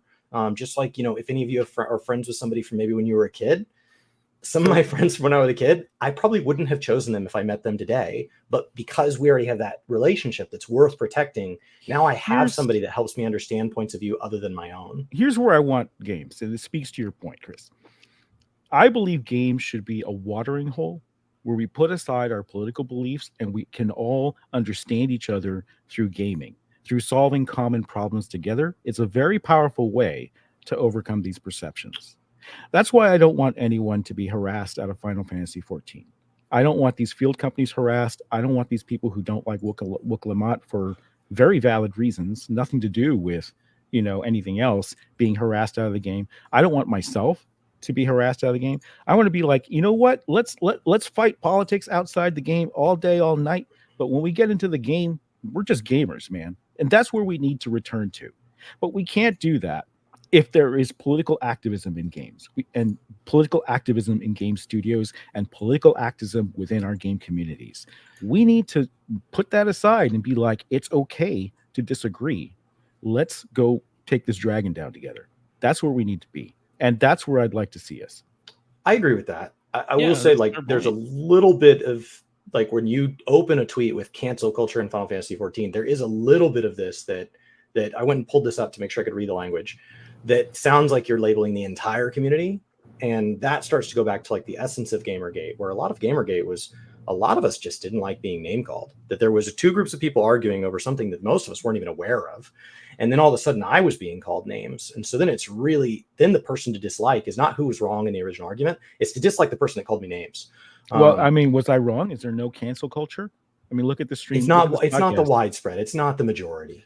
It No, is not at all. I think we've said before, it is a good. minority of players exerting undue power and influence over everybody else who just wants to play games. And that's a part of the power And of the if internet, I don't though. speak out against that, Yeah. and if I don't call that out, it wins. The hate wins. I agree that it's something that always, and especially whether, you know, because we know there are extremes on both sides. And I would think that the vast majority of people fall right into the center of like, yeah, let's try to make gaming better for everybody. And thus, if you oppose things like DEI, it inherently makes it sound like you're a bigot, but that's the ingenious of it. And then you actually go look at the real life impacts. It's like, yeah, it's helped a few people. It's actually hurt a whole bunch of people over here on this side.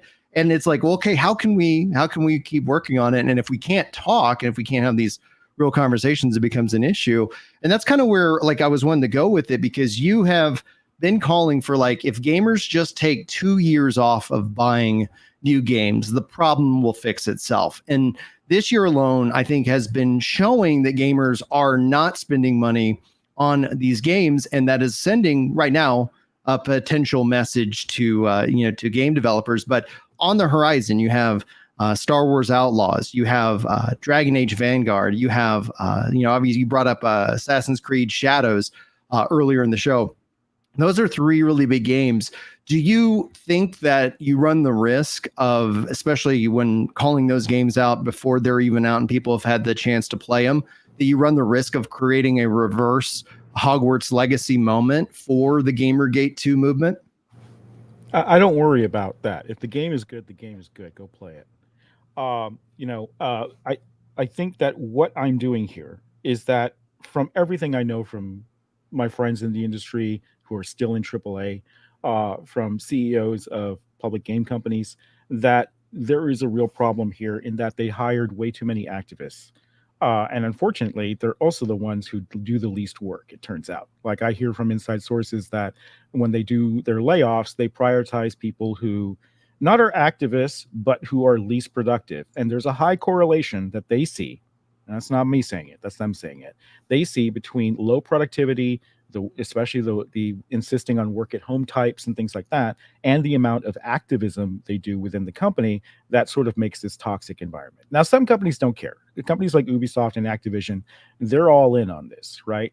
And so what I'm calling upon is, and players are sick of having the game quality sacrificed in order to be politically correct, in order to have a certain message pushed for financial funding reasons, which aren't there anymore, thankfully. So the funding reasons are no longer there. That's pulled back a lot.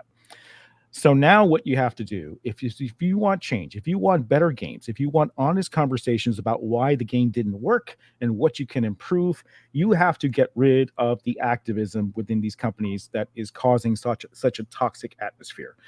And in order to do that, you have to vote with your wallet. So I'm calling on a 2-year moratorium on AAA games. And it's not just for wokeness. It's for anything that's highly predatory, anything that where they come out and they attack gamers when they don't buy the game, anything where the company is behaving like the big giant multi-billion-dollar corporation rather than a game first attitude. Don't buy those games. And they're all over AAA right now. Buy the games that are innovating. Buy the indies that are coming up with new stuff. Buy the Asian games, especially the Korean and the Chinese games, which are giving gamers what they want without any of the political messaging, without any of the virtue signaling that gets shoved down everyone's throat every time they log into some of these games, to provide that watering hole, to provide where it's, hey, we're really just a game company. I really don't want to be talking about politics. This is me personally too. But unless I do, this won't happen. Unless gamers get together and stop funding these games, it's not going to happen. Don't buy these AAA games that are treating you poorly for whatever reason. Maybe it's because they are infested with DVI. Maybe it's because they're charging you $130 and calling themselves a quadruple A game while just rehashing assets and gameplays with no new ideas, as in the case of Star Wars Outlaws, right?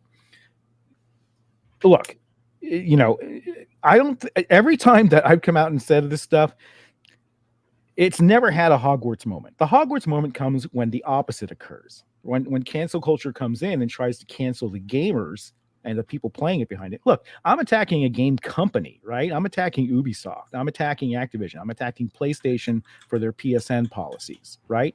Mhm. When Hogwarts Legacy came out, who did they attack? This small, vicious minority of religious zealots attacked streamers for saying that, yeah, maybe I want to play this game. Drove one to tears, okay? Attacks game developers, gets them fired from studios if they supported Hogwarts Legacy. That had the backlash effect of driving that game to success. Even though Hogwarts Legacy is a diverse game, no one had a problem with that. Everyone had a problem with the cancel culture. That's what promoted that game to. It was the number one selling game of 2023. I understand a lot of people call the only thing that it got excluded from. Didn't it made $1 billion? Yeah. Well, that comes from the terminally online people, which I would include most of us here in chat. The four of us here, we're online. We see this. We see this constantly, and so it's always in the forefront of our mind. But a game like Hogwarts Legacy was bound to sell well no matter what because of the brand it's attached to. Because you talk to somebody who's just wanting a new game and it's like, oh, well, I grew up reading Harry Potter. The game looks good, and so they were naturally going to buy that. So I think the 2-year moratorium, while a good idea in theory, you're not going to convince someone who doesn't even know or care what's going on Twitter or wherever about cancel culture. They're just buying the new Assassin's Creed because they keep buying Assassin's Creed because they keep having fun with it. So I'm not saying it's a bad idea. I just don't see that going anywhere. Now, I'm not saying you shouldn't speak up if you disagree with a company's policy or anything. You should absolutely make your opinion known. And I don't think it's fair when somebody does try to cancel you or get but you can't get mad because somebody has a different opinion than you. I think we've lost that. That's gone. I don't think there's any recovering just the online space as a whole. I don't think there's any recovery for normal folks like me who just want to have a discussion on, hey, I didn't like this game because the voice acting wasn't great, or the graphics just left a lot to be desired, or it launched with a content roadmap that was confusing as all get out, and I hate looking at charts when I'm trying to decide what game I want to buy, Yeah. Like Hogwarts, the Hogwarts Legacy dev, he said all he has to do is make a good game, because they asked him about, like, are you worried about the backlash with J.K. Rowling? He's like, oh, listen, all we have to do is make a really good game. They made a good game and it sold, and then essentially cancel culture just stepped in and decided to give that game like $200 to $300 million worth of marketing spend that they didn't have to go spend themselves, and ended up promoting the game because people see that kind of thing and they're like, wait, why are you attacking this random streamer? Why are you doing this? I think the only thing that it really cost Hogwarts, because again, $1 billion is $1 billion, and the team, I think, did the work, and they got, and hopefully they get a team that mental anguish. Well, but it's also they got snubbed at the Game Awards. Game Awards completely avoided any kind of mention of them. Well, yeah, and they're not awards. That's just another marketing thing. And so awards again, the erasure, right? And it's like, the okay, erasure of fact and the erasure of what actually happened. It doesn't give you the full information to make good decisions about gaming. So, there are games that do this right, where I think achieve a balance. Baldur's Gate 3, right? Everyone says, well, Baldur's Gate 3 is woke and you don't have a problem with it. Well, that just says that you don't understand our position. Mm-hmm. Our position is not anti-diversity. Our position is game first, right? And don't over virtue signal. Don't cram your beliefs down our throat, while at the same time telling us that we're evil people. That's the message. That's the two prongs of the message that come out in games that fail.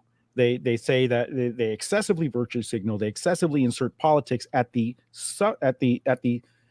game quality suffering as the price, and they attack an entire segment of gamers just because of how they were born. And And this is, I think, what has to go in gaming. And Baldur's Gate 3 does it the right way. Baldur's Gate 3 has diversity. Baldur's Gate 3, heck, you could even do it with a bear if you like. And that was a brilliant marketing strategy on their part. And this speaks to the point that we're not toxic, that we're not ists and phobes, and that we are fine with this as long as you give us a good game and you stop preaching to us. That's all we want, and that's all where we want. We want to be left alone and to enjoy our games through some of the virtue signaling, and you see how a game starts to pander, to an audience that maybe isn't there. Maybe it's an audience that some of these devs want, but if a game fails because it doesn't have enough people playing it, like that just kind of was like, well, you made a game nobody wanted to play. I'm sorry, welcome to the free market, and that's just how it works. But I guess I just don't understand, in general, what the expectation is then if if I put an opinion out there and somebody doesn't like it, like, oh, well, they don't like me. They don't like what I have to say. I can still say those things, As long as the stops. As long as at the worst it goes to name calling. Yeah, like call me names, like whatever. I've heard it all. I grew up as a gamer in the 90s and early 2000s. Like you were a nerd back then, and so it definitely doesn't matter now. But I again, we're terminally online folks. Some people you get othered and put into a box, and you now feel part of a group, and I think the group think is where we are, and it's just I don't know how to come out of that. I really, that's what I want to see. I want to see a solution to bring like normal discussion back to the gaming space, because when you look, it's happening now. Yeah, Crono, because we're actually, look, the only reason you're getting a balance starting to return, the only reason that I can even say these things on X is because X is no longer Twitter. I was very vocal during GG1. I got severely shadow banned. I got my followers capped, and I didn't grow at all. So I stopped talking. And then when GG2 happened, Elon opened up the program and let anybody talk, and I started talking again. So I'm not new to this. I've been around this for 10 years, fighting this culture war in order to have good games. Okay, and AAA games have gotten worse. That needs to happen. There is a balance here, Crono, that is coming. But unfortunately, it has been so one-sided for so long, enabled by these tech platforms, enabled by these AAA gaming companies, that the only way to achieve balance is not by saying, hey, live and let live. It's all good. You got to push back. And some of us have to become the warriors. Some of us have to take the hits. I guess it's, and we got to push back. And you know what? That does no good for me personally. Okay, speaking up. People say, "Oh, now you're doing so well because you're spouting all this stuff." It's like, no, you don't understand. I critique Sony. I critique all the major publishers. Do you think I'm going to get a console license for my game? Do you think I'm going to get one on Microsoft's part because I'm against their subscription policy and their mass conglomeration of the gaming market? I talk a lot more about than just DEI stuff, but people only like to mention that. Do you think algorithms are a thing? Like that's like one of the things when people are like, "Why did you say it this way?" It's like I title my videos how people search. Like it's just that simple. I write like, how do you search for something? And that's the title of my video. And I've shared that multiple times with everybody. Like, title your video like somebody's going to type it into Google if you want it to be found. And then there you go. That's the secret. There is no advantage to me personally for talking about this stuff. It is because I'm in the industry. It is a very, the CEOs I talk to, they can't say this publicly, right? This is at great cost to me. I do this because I love games. I do this because I'm tired of the gaslighting. I do this because I'm tired of the pushback, and I want a more balanced community so we can have that watering hole. But the only way to do it now is to push back, and that's finally happening. And we finally have a platform for it, multiple platforms. There's Rumble, there's other ways you can get the message out. That didn't exist 10 years ago. Gaming journalism had an utter lock monopoly on what gamers could read and see about a game and taught how to feel about a game. Now we have streamers. People can form their own opinions. We have informed consumers, and the informed consumer is the greatest threat to religious zealot ideology. It's been a pendulum. It's been a pendulum. Mm-hmm. We went through, when I was a kid, you could say whatever you wanted in these games. I could be whoever I wanted to be. And there's a lot of things I said that I now disagree with. There's a lot of, just words now that I just don't use now, that I would have said at 13 and 15 years old when terminally online. And I'm sure at some point, if I ever ran for political office, I would get to see all of them. I don't know how to find them on my own, but somebody would. Somebody will. Somebody would know. And so like I'm aware of that, that policing on language. And that has come from a standpoint of the reason I wouldn't use those words now is because I thought it was no big deal. But that's because it didn't hurt me and it didn't hurt the people immediate in my life. That doesn't mean it didn't hurt anybody. And so the reason I don't use them now is because I can just use different words and then nobody has to get hurt. So it's not a big shift for me. Like, it's not like, oh, well, I can't even, I have to say half sentences now. No, it's fine. And I can still use foul language and I can still make a political point and I can still argue with anybody. I just don't use certain words anymore. To that point, though, is like we kind of jumped the shark online, though, where it's like anything seemingly, and again, the pendulum, you guys have said swinging back, you can kind of see that.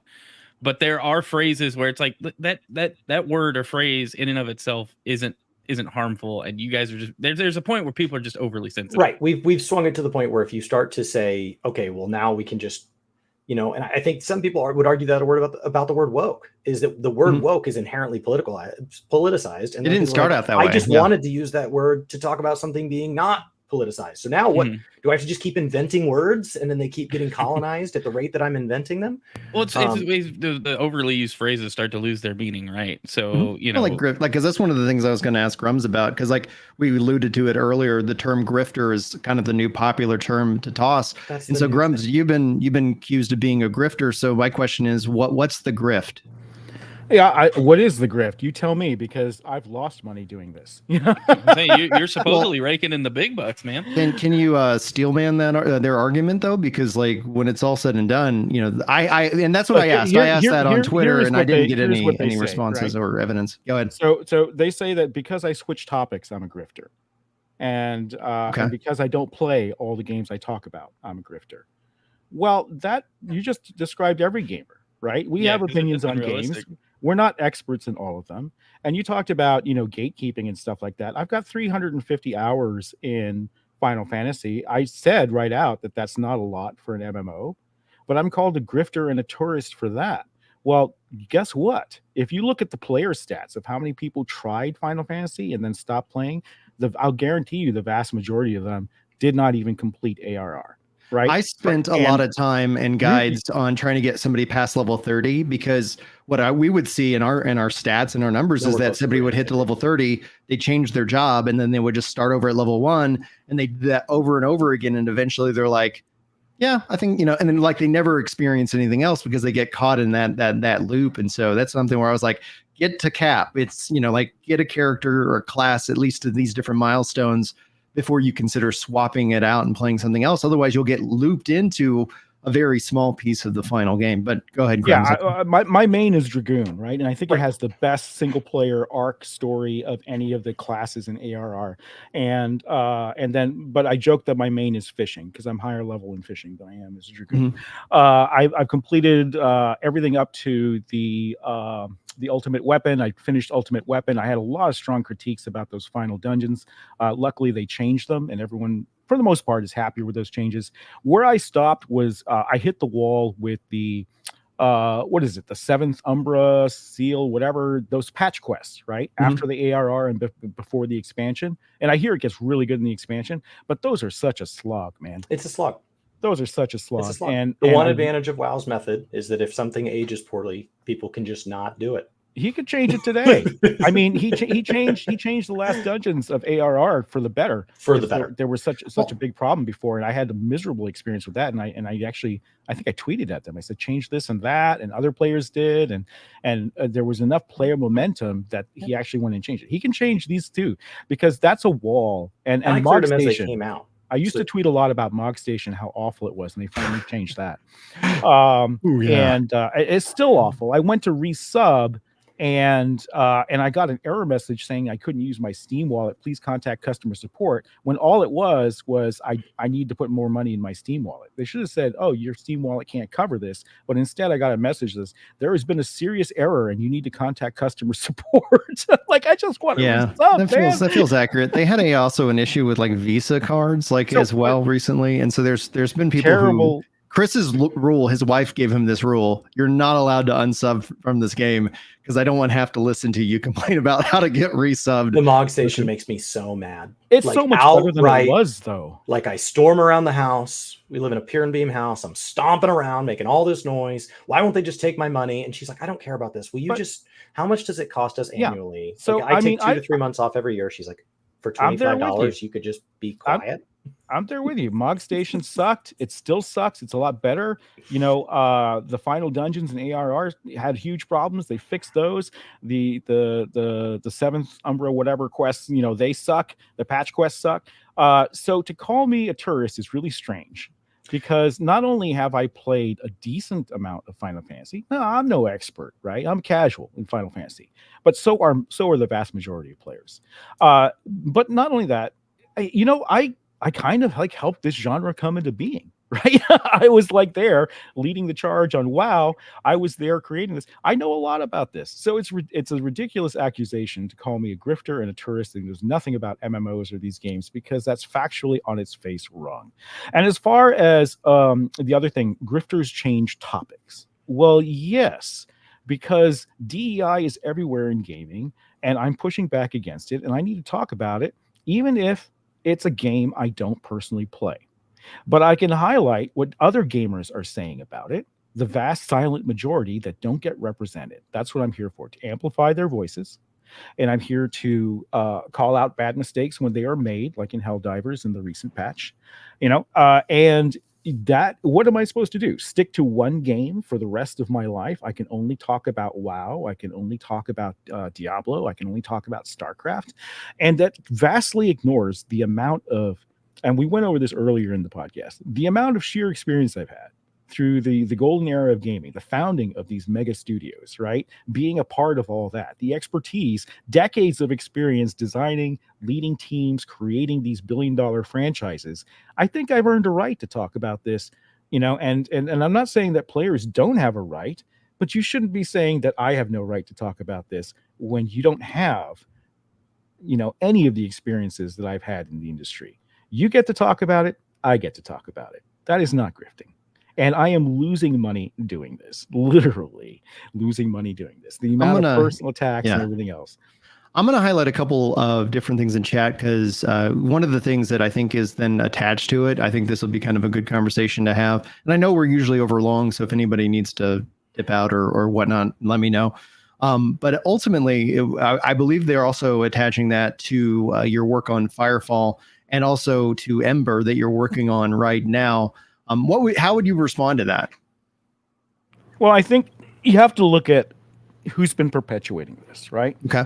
So recently, for the past 4 months, when I became very vocal on this, the person who was most actively spreading all of the negativity about me was the former editor-in-chief of The Escapist and the head of Second Wind, right? They're collapsing right now, aren't they? And this person has recently been outed by their own staff, by this, I guess, another member, Frost, as being completely toxic and of commonly using this technique to weaponize and attack people that they don't like, and has been doing it very successfully for decades. This is not, I don't claim to know the truth here. This is the allegations that Frost is making. I know that Second Wind people have come out and saying, well, at least at Second Wind, that's not true. But as I started to have opinions about video games, people tried to kill me business-wise. People tried to assassinate my character, right? Like for tweeting about video games. That is cancel culture in a nutshell, all right? I didn't know anything about these people, but they came after me. And not only that, they do so obsessively. They can't stop talking about me. It's like they have to reply guy and respond to everything I tweet when it doesn't personally involve them. And so this is where all that started. So let's talk about Firefall. So Firefall was the great experiment. And I was talking to a couple of my former competitors about this, and we had a good laugh because we all tried the same thing at the same time. I left Blizzard, and there's lies about that. They like to perpetuate the myth that I was fired from Blizzard. I was not fired from Blizzard. I left Blizzard 6 months after we wrapped the China shipment, and I wasn't even going to do games anymore. And the founders of the company called me up the next day and said, what'll it take to bring you back? Okay, so that is an outright lie. I left because I was tired of games, and I wanted to actually start a dating site because I met my wife through a dating site. And I said, you know what, maybe I can bring some RPG mechanics into the dating game. But then I looked at that and said, I'm not really interested in it's not really my thing. But so I founded Red 5 to do Firefall. And at the same time, Blizzard got wind of that. And they said, we're going to make an MMO shooter too. And they started a project which eventually became Overwatch, a project called Titan. And then Bungie started a project that would ultimately become Destiny 1. We all had the same idea, and we were all going for it. And I went out and I raised a bunch of money for it. We had publishers, we had venture capitalists. I had the biggest venture capitalists on board. And we started to make this game. And eventually the venture capitalists wanted out during the Great Recession. They were looking to dump assets. So I sold the company to a Chinese company who basically took over at that point. Now, let's talk about basic timeline. The game did not fail when I was there. The beta was the most popular form of the game. When I was leading the design, when I was leading the charge, that we had the most enthusiasm behind Firefall ever. The owners, the Chinese owners, didn't want that. They were big on, they wanted to sell their company and get additional investors because they had the WoW guy, and they wanted to make WoW with guns. They wanted to put levels in. And I was like, no, it's not about levels.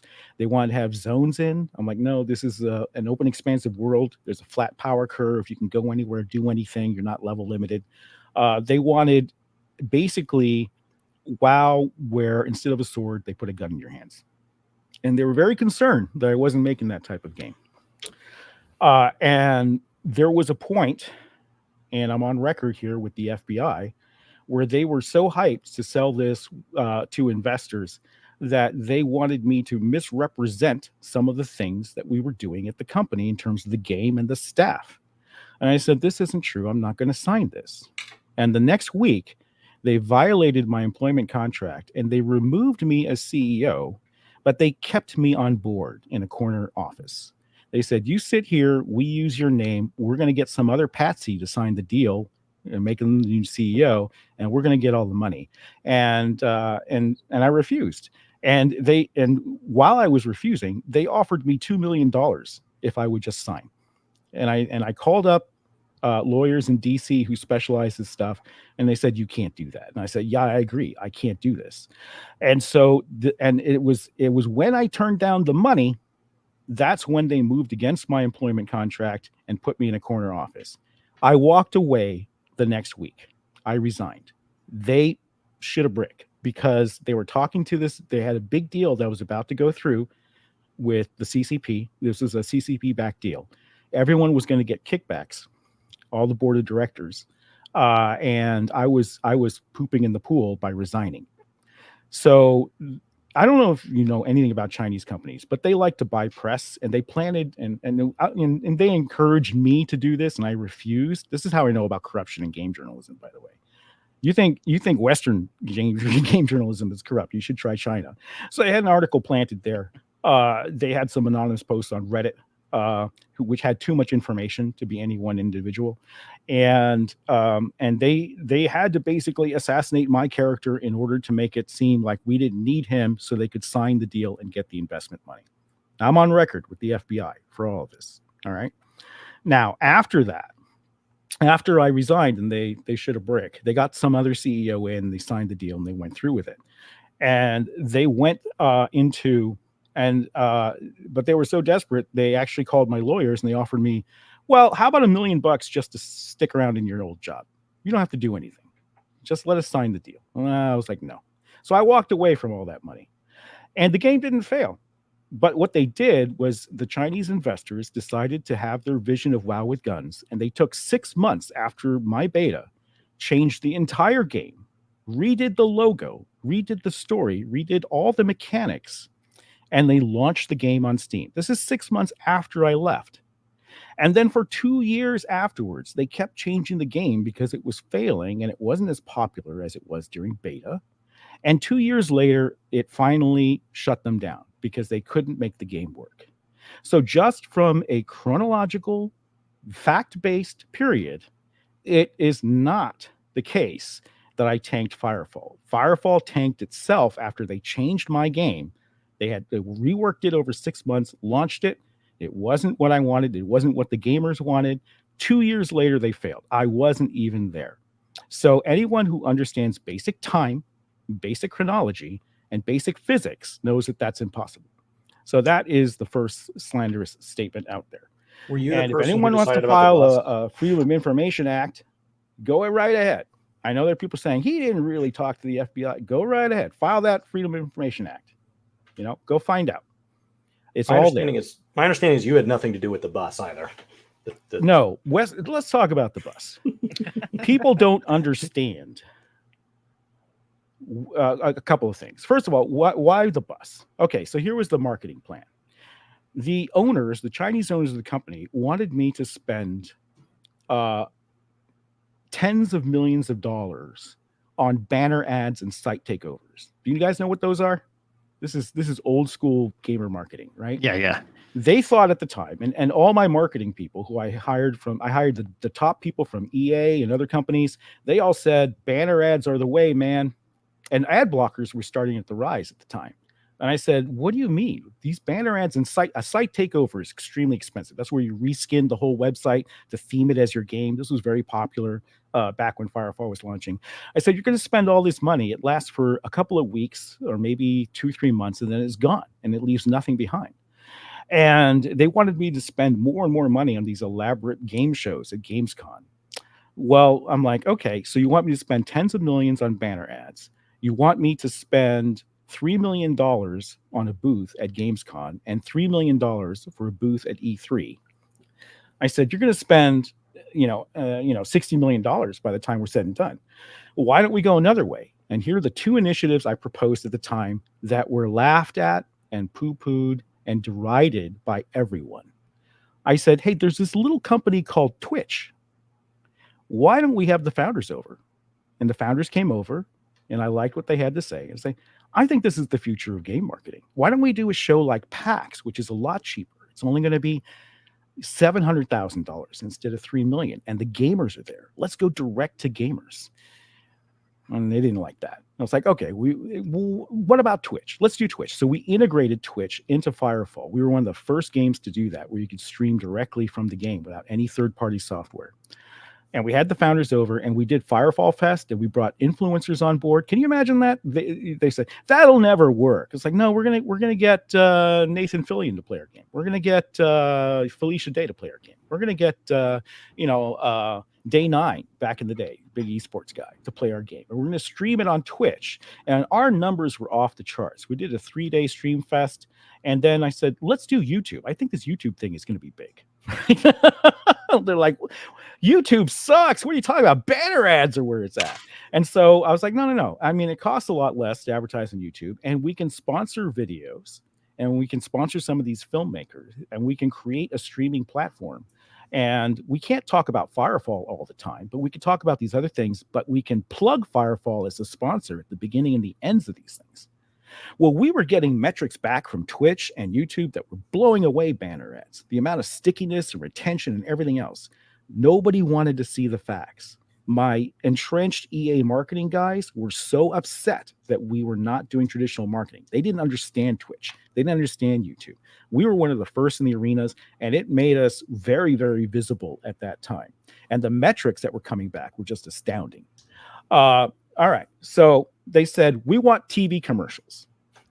Like, come on, guys. You're going to do one Super Bowl ad. You're going to do this. It's a flash in the pan.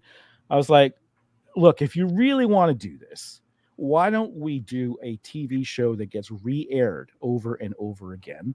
And in the meantime, create something that will replace our $3 million per event cost for E3 and Gamescom, and have a mobile gaming convention that we can bring to college campuses on a tour all throughout the country. And they said, how much is that going to cost? I said, less than one show, 1.5 million, because that's what we were originally quoted at. Everyone says the bus was 3 million. The bus was not 3 million. I don't know if you've ever looked at tour buses, but just buying one used with sliders is $700K. And that's for something that freaking goes to the airport. Okay. If it has sliders, if it's a tour bus for a band, those things cost a lot. So we bought a used bus and we contracted through West Coast Customs to build it. And I said, you know what? This has got to be a land station because I want these giant. That's the Pimp My Ride people, right? No, I think that's someone else. West Coast Customs has their own thing. Okay. And it was the chopper people, huh? They had the. No, that's another company. There's the Chopper guys, Pimp My Ride guys, and West Coast Customs. These were big shows at the time. Yeah, they were. I always loved it. Yeah, Pimp My Ride was I was a teenager. Of course, I ate that crap. He put a 42-inch plasma in the trunk. Whoa. Yeah, so we worked with AMD, and I said I want to shrink an entire data center onto a bus because this is an MMO, right? Yeah. And so they had a high density server cluster at the time. And we were partnered with them. So we installed that on the bus. So the bus could field many hundreds of players, an entire convention. We had cables that could come out of the bus and power all these gaming stations that we would rent. And the idea was that we go around college campuses and do this instead of spending $3 million at Gamescom. All right. And I said, let's put 20 stations on the bus for gamers to be on board. And let's integrate an entire TV studio for streaming to Twitch on the bus. And they were like, are you kidding me? What is this Twitch stuff? What is this YouTube stuff? Banner ads. I'm like, no. I think this is the future. Let's build Twitch streaming into the bus with multiple camera setups, a full video editing suite, everything we need to do shows on the go and live. Let's put in a high-speed mobile internet connection. Let's do this. And so we built it out. So it was a broadcasting station, a LAN and party station, a central mobile MMO cluster station, and so much more, right? And we hired a management company to manage West Coast Customs to build this thing, and they screwed the pooch. And it turns out West Coast Customs had many problems. I started hearing about this when celebrities were complaining about not having their vehicle in time for their concerts. Okay, they were going to drive up on stage. I forget who it was. Justin Bieber had something going on at the time, and they were starting to have problems. And the project was getting later and later. They made the bus too big. They used speaker wire to carry power throughout the bus, which was very unsafe. They underspec'd the generators. I had a 20-page thing of defects on my desk. And I said, you know what? No. And we're not going to pay for it. So we never paid for the bus. It was never $3 million to begin with. Like I said, the actual cost, 1.5. But the story gets bigger. It's like a fishing tale, right? The fish gets bigger every time you tell it. I'm sure after this podcast, it'll be the $4 million bus, but the fact of the matter is 1.5 million. It cost less than one game show. And we would have gotten so much bang for the buck for it. And we were cutting edge. We were hitting Twitch. We were hitting YouTube. We were hitting college campuses. If West Coast Customs hadn't screwed the pooch. And when they screwed the pooch, we said, we're not going to pay you. And there was almost a big lawsuit and everything else. Well, luckily, that's water under the bridge. But that's what happened with the bus. The bus was never the reason that I was removed as CEO. I was removed as CEO because I refused to sign paperwork that I felt was fraudulent. I refused to take money to do so. And I wanted to make a different game than what they ultimately wanted to pitch the investors that they wanted in the company. And that is, then I tell you, the very next week after I gave my ironclad refusal to do that is when everything happened. And the game was still good. People were in beta and enjoying it. That's why I have people in Ember now. It's because they want to see that beta version back. Elon spent $44 billion on Twitter, but the bus cost more. The bus more. All right, so that's the story of the bus. It's actually, and I said, listen, you'll spend 1.5 million. It's less than a Super Bowl commercial, which is one of the things they wanted to do, and you'll get the show re-airing over and over again. And it's an hour-long commercial for Firefall. It's much smarter. I was like, if you want to spend that much money on marketing, fine. And people don't understand marketing budgets, right? When you spend $100 million on a game, your AAA marketing budget is also $100 million. $3 million, which it wasn't, $1.5 million is a drop in the bucket for that stuff. And not only that, the bus has to be approved by the board of directors. CEOs can't just go and say, yeah, we're going to spend 1.5 million to do a promotional bus. Everybody was on board with this idea. Everyone said, okay, we'll give this a shot. It's a lot cheaper than everything else that we want you to do. So if this works, great. So that's the facts of the bus. And you see a lot of misinformation out there. You see a lot of jokes about it, but it was actually a damn cool bus. I mean, it didn't move anywhere, but when it was sitting there and there was enough power to run the air conditioning, it was awesome. Stationary. Anyone who's been on the bus will tell you that it was an amazing experience. It was a fully themed vehicle from the game. And West Coast Customs didn't do that part. They farmed that out to a third-party contractor, by the way, who actually did do a good job on the interior of the bus and everything else and the sculpting of it. So that's the history of Firefall, where it's technically impossible because I wasn't there when the game failed 2 years later. The version of the game they shipped, everyone knows who played Firefall, wasn't my version. Everyone who was in the open beta. This is a complete perversity of what actually happened. But you know what? Hey, it's internet meme now, so it is what it is. But it's also untrue. So what about Ember? Well, afterwards, I was semi-retired, and Gamergate 1 was happening, and I didn't want to necessarily get back into games that quick. But there were a number of people who asked me to come back and do old Firefall during the beta. So let's bring that game back. And I said, nah, you guys don't really want that. And they said, no, we do. And I was like, okay, start a petition. So I think we started a petition and see how many signatures we get. And I forget how many signatures we got, but I was like, it was a decent amount. And I was like, oh, maybe there are some people that really want that version of the game. And so I said, let's do something different. We're going to do a fundraiser, but it's just going to be because people wanted a website and forums where they could talk about doing this idea. And I said, fine, I'm not going to put time into this unless you guys really want it. Put your money where your mouth is, $250. And they wouldn't let me. Indiegogo minimum is 500. So I was like, okay, $500.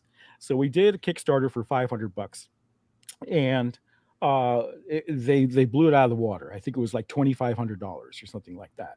And so we put up the website, we put up the forums, and when I say we, it's really just me at this point, right? And people were really into it, and the community grew really fast. And they said, we want a game. We want a game. And I said, well, we can't do a game through crowdfunding. It doesn't work. And so I decided to completely invent a new way of crowdfunding. First of all, we get a lot of beef for our crowdfunding, right? Mm-hmm. But I will tell you that we are actually the most accountable and the most transparent and the most honest crowdfunded game out there, because we do not, and nor have we ever said that we're going to do the game based on one crowdsourced funding. I said, let's take a page from game development. If you work with a third-party publisher, right, like Sony funds your game, you're paid in milestone basis. And it's like, if you achieve all the features of this milestone, then you get paid, right? Mm-hmm. And it's broken up month to month sometimes, or quarter by quarter, however the deal is structured. I said, listen, these Kickstarters out there that are promising you an entire game for $1 million or whatever, that's not possible without additional investors. And the last thing I want to do is bring in the types of investors that ruined Firefall, right? So I said, let's break it up into milestone-based funding. And we were very transparent with everybody about this. It was on all of our crowdfunding. It's like, we do milestone-based. Well, what was the first milestone? I said, well, if you count the website, that was the first milestone.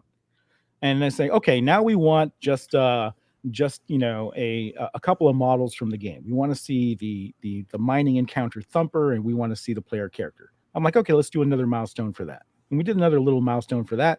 The response was very positive. And then they said, well, we want to see a demo that we can do a broader funding base for, a Kickstarter, to bring in a larger sum of money, like $1 million or something. And I said, okay, we can do that. And we started M3, which was the third milestone tranche for the game. And this is how it breaks up. It is not one crowdfunding and we promise you a finished game. It is dividing it up into developer-based milestones, and we live or die based on that. We don't satisfy your milestone, just like a publisher, they cut your funding, your game is canceled. All right? So that is fair. That keeps us accountable in smaller chunks to people. So that is where we're at now. And what we're doing is the Kickstarter milestone, which is we've actually already achieved everything we promised for that, but there's a problem, and I'll get to the problem in a second. So what we promised for the Kickstarter milestone was that we would do a single player demo where you can go in. Oh, let me talk about the game a little bit. Okay. This is to give people some backstory. Ember is a spiritual successor to Firefall. Firefall had these sort of like we called them battle frames. They're kind of like Iron Man suits, except there's a lot less armor. They're less bulky, and there's a huge focus on mobility, a huge open world, and with a lot of jet packing. We had gliding, huge mobility. You can think about Anthem, right? And Anthem took a lot of inspiration from Firefall, but they didn't they didn't execute it all the way.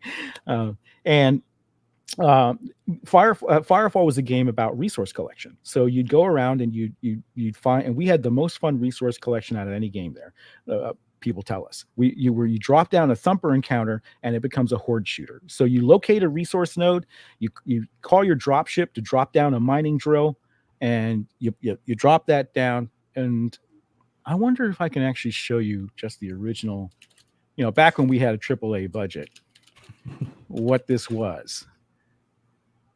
Yeah, here we go. So let me just paste this in here, just so that people will know we can talk about. I appreciate if you can play this.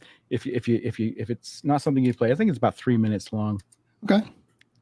Well, just so people know what it's about. Yeah, I see it here. I'm going to pull it up. I don't know if I'm going to be able to get sound running, and so I don't want to mess with anybody's ears. Is it okay if I don't run? Well, I'll run sound, and you guys let me know whether you can hear it or not. It might just be only me who can hear it.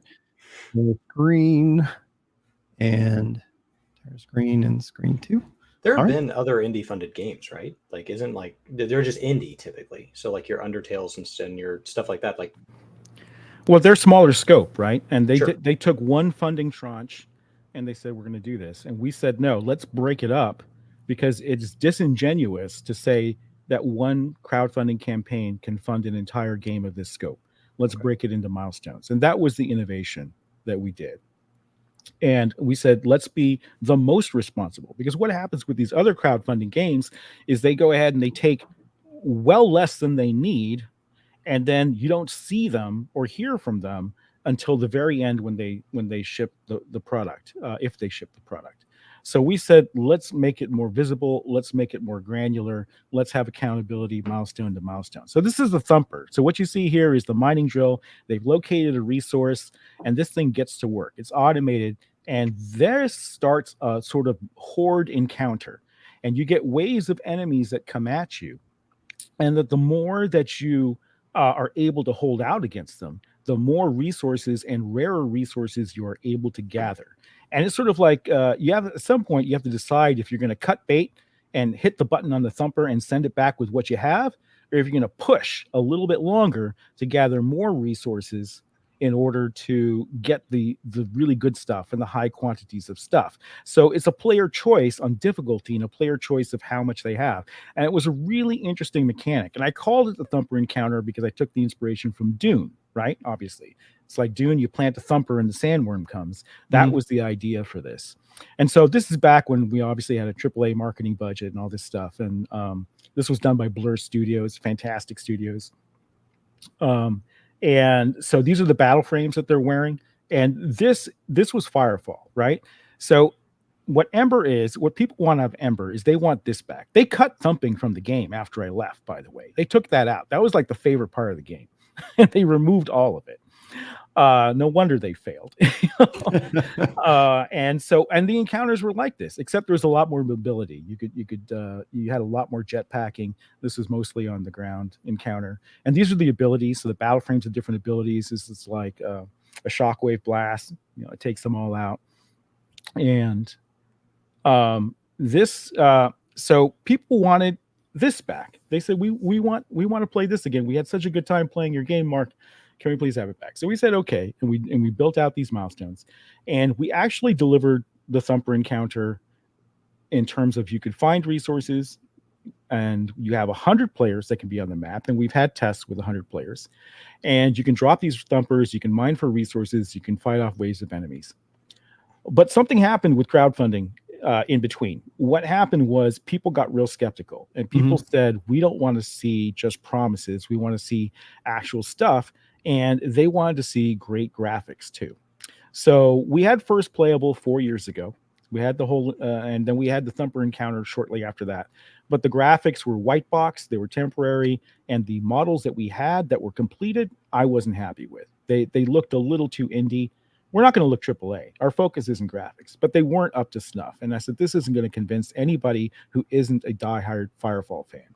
So 2 years ago, which is when we were most active, we revamped all the graphics. We started a huge graphics overhaul, and we started to improve every aspect of the game. And these assets aren't in the game yet, because what happened was, unfortunately, 2 years ago, a little over 2 years ago, I ran into serious health issues with my family, multiple family members.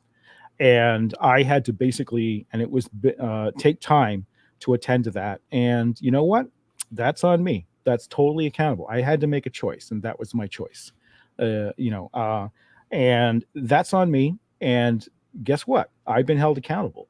Our entire community is still there. They're still passionate about the game, but they say, Mark, you had 2 years off, and progress has stopped in the game. We're not going to back your next milestone unless you come up with something. So I said, you're right. And last November, I took down all the backer packs. I said, these are all gone. We're not taking any more backer money. You can't pledge for these anymore. And we're going to focus on the next gameplay demo. And when the demo cycles are back up and running this year, that's when we'll put the packs back up, and then we'll resume our milestone-based funding. So that's the story of Ember. And what happened with this this now fully discredited Second Wind guy is he made several erroneous statements. He claimed that we were still selling packs. And he actually dug up an archived link or a dead link on our website that's not linked to anywhere on our page. And he put that up as if we were actively selling that now. And that's not true. We haven't been selling packs since November, and we don't sell them today. We do have a subscription program, and that's for things like people who want skins for the game in the future when the game is delivered. And we've been clear about that. These skins are not to be seen until the future, and the future is uncertain unless all milestone goals are funded. Right? We're very clear in our marketing about that in our Indiegogo. And I tried taking the skins down. I was like, okay, people are we have a lot of critics about, hey, these monthly skins and the story updates we're doing, that this is some form of FOMO. And they're not FOMO. You can get these skins eventually in the game as drops. But I pulled them, and guess what? I was held accountable again. My community started to unsub and say, no, we want these. All right. We're willing to do this. And when you drop the demos, we're willing to do more. And we believe in you, and we believe in the game. But let's have the rubber hit the road. Luckily, those health issues are behind me now, and I get to turn my attention back to the game. So we're doing a rework of, like I said, we're in that middle of the graphical rework. We have the new player enemies. I wish I could show you the old version, because it looks really dated compared to what it was. Like, when would you be do you have a time frame for when that update, that next demo is going to roll out to your community? Who's, I've seen people in chat, like, they say the fair criticism is that they're still waiting for, obviously, more updates to come. Do you have a timetable for that? Yeah, estimate? I think that's fair. And that's why we started updates like this. Like, I just textured this guy. I don't know if you can pull up links. Yeah, I can pull the links. But it's basically down to just me. We used to have contractors, but since people voted with their wallets and they say, let's see what you got first. Luckily, I do a little bit of everything. I do art, I do sound, I do programming. And I've got a programmer on board, Harry, and I've got, a great IT and web person on board, Emily. And we are revamping all of this. And so, this was this week's progress. So it's like, okay, we've had this model. It's been untextured for so long. So I went in and I textured this guy, and we're going to release a little clip here probably on Twitter, because people want to see me tweet more about Ember. So we'll do that. But progress is ongoing, but it is slow. This isn't a full team. A lot of people don't realize that this is, it's myself and a bunch of contractors, and now we're operating without contractors, which I think is fair. And luckily we have a game that runs. That's the other lie people tell, is that there's no game. You can actually download it today if you're a backer, or if you sub, I guess, and you can download the build and you can see what we're working on as the basis, and you can pull down thumpers, you can mine for resources. You can actually get 100 players into the game multiplayer, and the graphics suck. I'll admit that, but that's part of the whole rework. That's why the new enemy model we did this week was so important. And so the time frame for doing another demo is unfortunately going to be a little bit slow, right? But the idea is that we deliver every week the additional progress, and we get more confident in what we can deliver with the smaller crew we have now, and we're going to rebuild it up again. Here's the great thing that I think is such a waste in the AAA industry, and it actually speaks to Final Fantasy. I see so many projects get dumped and abandoned by these companies that could have so much promise. Anthem is one of them. Great bones. Yeah. Could have been a great game. Instead of canceling that project, what should they have done? They should have done a Realm Reborn. They should have done a No Man's Sky. They should. So what we're doing with Ember is basically that. We're taking it off the market. We took down PAX in November, and we said, we screwed up. Let's fix it. There's good reasons for why it didn't happen, but it's going to happen. We're not abandoning this project. It's going to come back bigger and stronger and exactly the way you want it.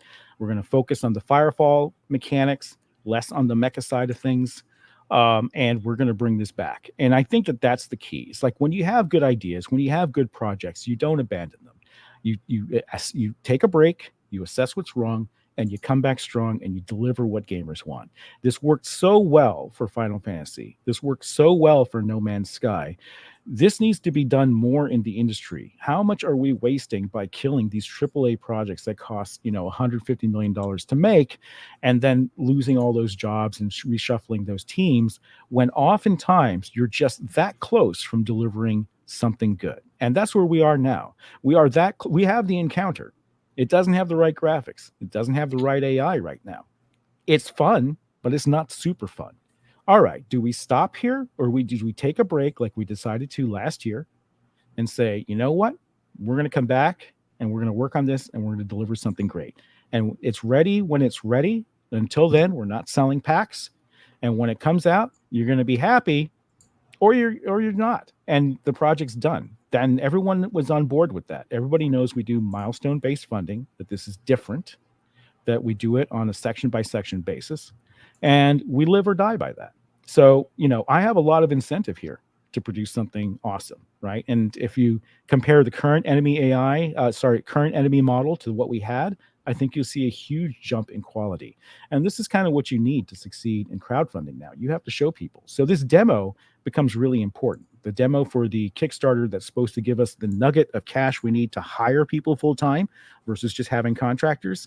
This is the make or break moment. And that's why we're taking our time and we're putting our effort into a gameplay and a graphical revamp. I can see why people are pulling up the packs, by the way, because if I just go to Google and Google Ember, the founder pack link pulls up, and then it pulls images of the founder packs. But then if I click on any of those, it only goes to skins. So just to address, there is like a moment of confusion. Just to address, I saw some people in chat. I don't control Google. I'm just stating where the misconfusion. If I just Google Ember game, the top result is Ember, and then there is a founder pack link, and that pulls up the dead link. And then if you click on any of those, which have their, old purchase prices on it, it will forward you to the actual live purchase page, which is only going to let you browse skins. Yeah, it doesn't let you buy that. Packs. There is no way to there is no way to purchase those packs. I can find them. There is no way to actually give you money for them. And let's talk about the packs. People love to post the highest value packs there, but we have packs all the way down to $1. Look, when you crowdfund a game, you're not buying a game. You are funding a development, and you are becoming sort of like an early trustee in the development of the game. So you can't just sell $60 packs or $30 packs or $1 packs. You have to have a full spectrum of packs available, because there are people who understand this, who understand that they're making an investment in covering the development costs so that the game can be developed. And, and you're doing that with a smaller base of people than when you do at launch.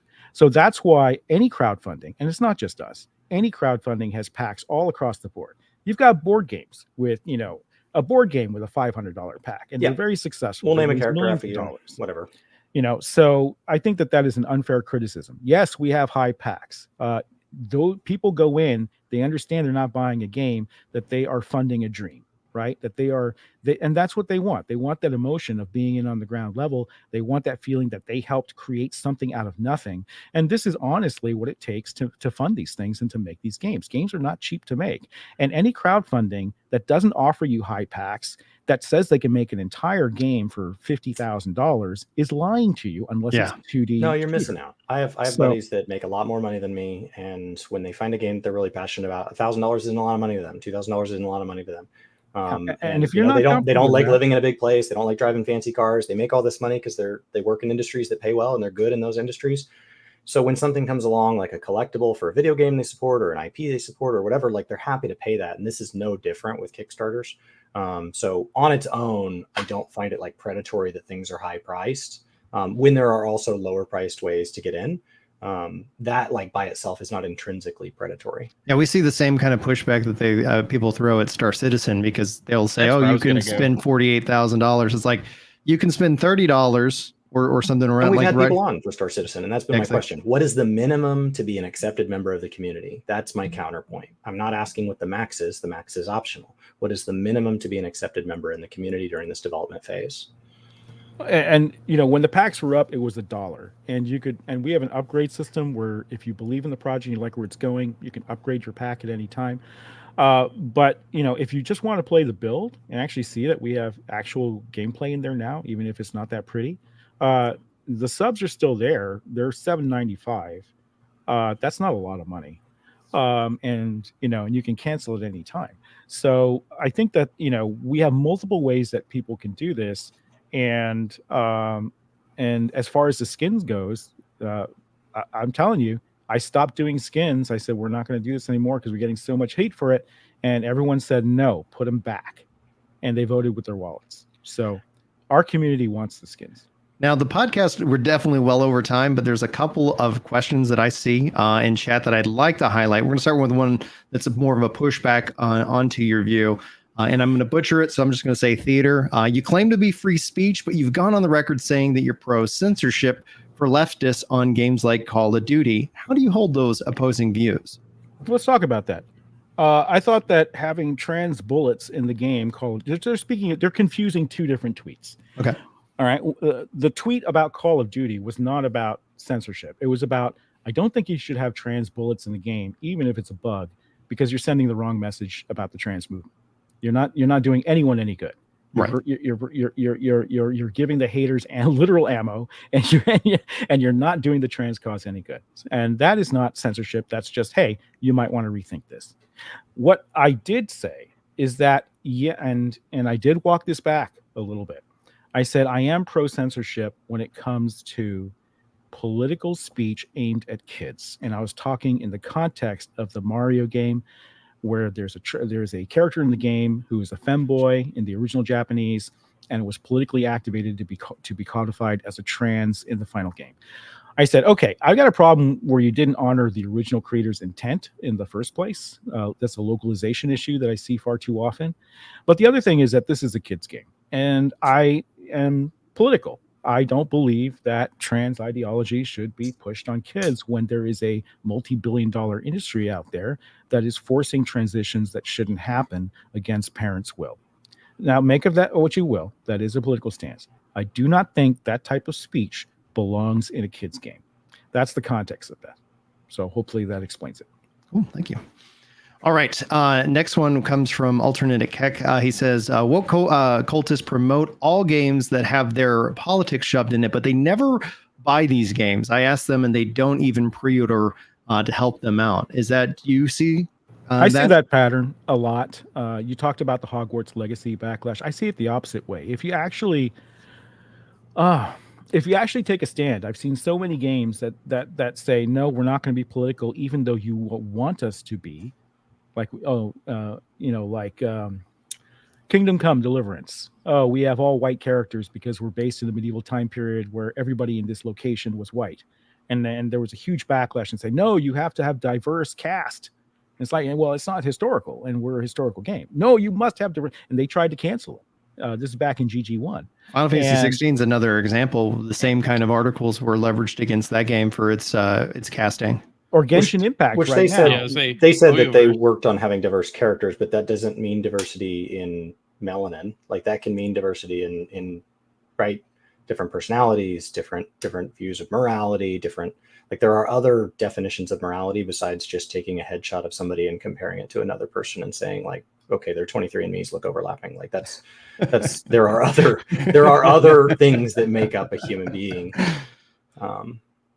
But so yeah, even Hoyoverse, when you're talking about historical games in particular, when you're talking about a time when maybe two warring sides would have looked different, or two warring sides would have looked identical, but had very different views. When you stand up to the bullies of either side, right? But the reason why you see a lot of these games succeeding against quote unquote woke backlash is because the majority actually sides with that. That's what the majority of gamers just want the game. They're tired of the gaslighting and the bullying. You do get backlash. Do conservatives push for things to be in games? I don't think so. They usually ask for stuff to be out of games, right? But I've seen far more success standing up to the woke crowd than sort of like resisting the right crowd in any sort of way. That is my experience over the past decade, anyways, of watching these things happen. And Kingdom Come Deliverance went on to smash records, and they're doing a second one now. And they sold the game company. They made a lot of money. They're very successful, even though that was a huge target of cancel culture back in the day. All right. The next one, again from Keck, says, as a right-winger, I don't expect pro-life messages in my game. I want political ambiguity in games. Woke cultists want niche fringe politics in games. And when you ask that question, I can't think of anything that, because I stated this, that what I would be against. It's like if I was playing Mario Wonder and all of a sudden in World 5, Mario turns to the camera and says, now I want to talk to you guys about Jesus Christ. Like, as a Christian, I would have been very, like, that's out of place, out of context, and I would be against that kind of messaging. So I can't think of anything that the right does. Maybe chat could think of something or two, but do you have any thoughts on what he's saying here? Yeah, I think we just alluded to that earlier when we said that the difference when you get bullying from the left, it's really about, you must put this in your game. You must achieve our creative vision. And they're very famous for invading hobbies, and then because we're open, because that myth is a myth, and we let them in, and then they come around and say, okay, now that you let us in, we want this in the game. And you rarely see on the right conservatives do that. You don't see, like, I don't remember the last time somebody came in and demanded that a game have pro-life representation in a storyline, even if it's a storyline about birth or whatever. I don't see many people on the right coming in and demanding that they have morality aligned with Christianity or Catholicism in the game. There are no demands there. I think that at least from my perspective, and maybe I'm in a bubble, I don't see that. I see it far more often, 99%. From the quote unquote other side of the spectrum. I think there's a historical precedence to kind of say that there has been that in the past. For example, I was listening to, like, I think it's Back in the Habit. He's a YouTuber. He's a monk, a priest, and he was talking about 1313. It's when Constantine became, like Christian and said, hey, the Roman emperor is going to be, a Christian nation, and how then you see with that going from, being kind of niche to being a form of somebody who's in power, how then, there were people who took advantage and did various different things. And still to this day, the Catholic Church is hit for some of those things that, an individual is doing. And it wasn't necessarily the teaching of the church, but that is just the nature of it. And I see a similar parallel within games journalism today, where that, yes, they, like LGBT, everybody, like more leftists were more of the niche within the community, but they have since, I would say, risen to power, and you see those levers being pulled in with the various different websites and more. And it is in that the abuses then come into play. You have any thoughts there? The right will try to cancel you. They try to cancel D&D, the satanic panic of the Oh yeah, the back in the 80s, 70s. 80s. I wasn't ever allowed. I never got to play D&D because of that very fact. And yeah, my biological dad didn't let me read Harry Potter because it was against some of his Diablo conservative viewpoints. We have conservatives against Diablo because it was the devil. I think pro-life in particular is odd. There's because, also I don't remember playing a video game where like a character has gotten pregnant and then had to make like some life choices around that between her and her doctor. Like that's just it's not a plot point. If it was, then I think there would probably be some pretty strong views on which decision the writers went with. There's a difference between canceling games and boycotting them and canceling people, though. I think that's we need to draw a line there. But back to the point, it's like, the far right will boycott you if they see something in your game that they don't like, but they rarely demand that you put something into your game, versus the left will demand that you put this stuff into your game. And then our final super chat here, Gigabear says, I was happy to support Ember with some of those higher packs. Most crowdfunding offers stuff like that. If you don't, it's leaving money on the table. Yeah, so Giga is a big backer of Ember, and it without having big backers, it doesn't happen. If you know anything about how crowdfunding works or anything about how business and customers work in general, it's like most of your revenue comes from the higher price goods you sell. In any crowdfunding effort, that's just true. And in games, when you do online monetization, you always have the big spenders and they carry most of the revenue. I got an interesting story about that. Okay. The revenue was for MMOs and in general. I've met with Square Enix many times at the executive level, and they would always tell me that, and this was 10 years ago, that Final Fantasy alone, Final Fantasy 14, made more money than all the rest of their games combined. And this was 15 years ago. Sorry, 15 years ago. And obviously that's not as true now, but that was amazing to me. I was like, but you've got Final Fantasy. I forget what number they were up to at that point. And I was like, how can this be? You have Parasite Eve, you've got all this other stuff. How can that be? And they said, nope, it's true. And it's true of Blizzard too. Like the lion, up until recently, the lion's share came from MMOs. And for games that offer cosmetics, for games that offer in-game monetization, the whales are absolutely what drives it. And the revenue difference is not one time, it's not two times, it's literally 10x. So if you want to know why itemization and cosmetics are sold in games, is because if they didn't do that as a public company, private companies can do what they like. But if you're not doing that as a public company, you are leaving 90% of your revenue on the table. You're making 90% less than everybody else is, and yet you have to compete with their production values, their rate of expansions, and everything else.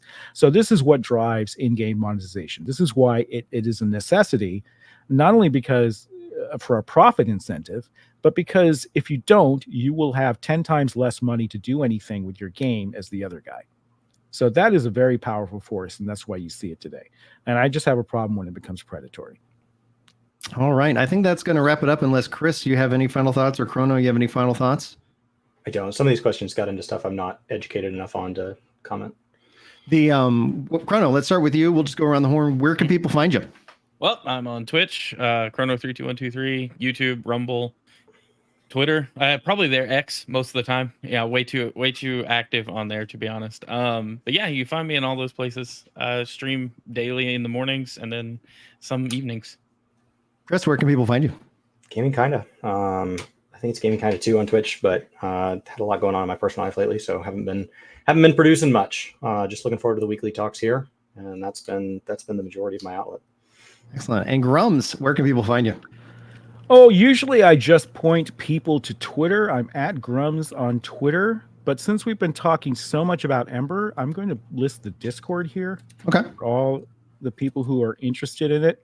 I usually don't talk about Ember because I don't like to detract from the message of what we're talking about. I didn't want to be called a grifter. Well, that happened anyway, so I might as well shill it now. So go ahead and join our Discord. And if you sign up on our website, on our free mailing list, my.ember.com, that's EM8ER.com, and I'll post that in here. You can get a free skin for signing up, and you can be on our mailing list so that when our new demos do drop and our new funding packs do become available, you can go play it and make a decision for yourself. So go check that out. All right. And I'll have all those links and everything like that in the description of this here on YouTube. And that same goes for Chris and Kronos content and channels as well. So guys, be sure to go give them a follow. Go check them out, especially if you like what they had to say. That's a big, long show. Usually we keep it at an hour. So thank you, Grumps, for sticking it out. Lots to talk about for sure. And thank you to chat for coming by and saying hi today. So without further ado, guys, we're going to wrap it up, and we will be back this time next week, 11:30 Fridays. That's when we do these shows, and hopefully we'll see you next time.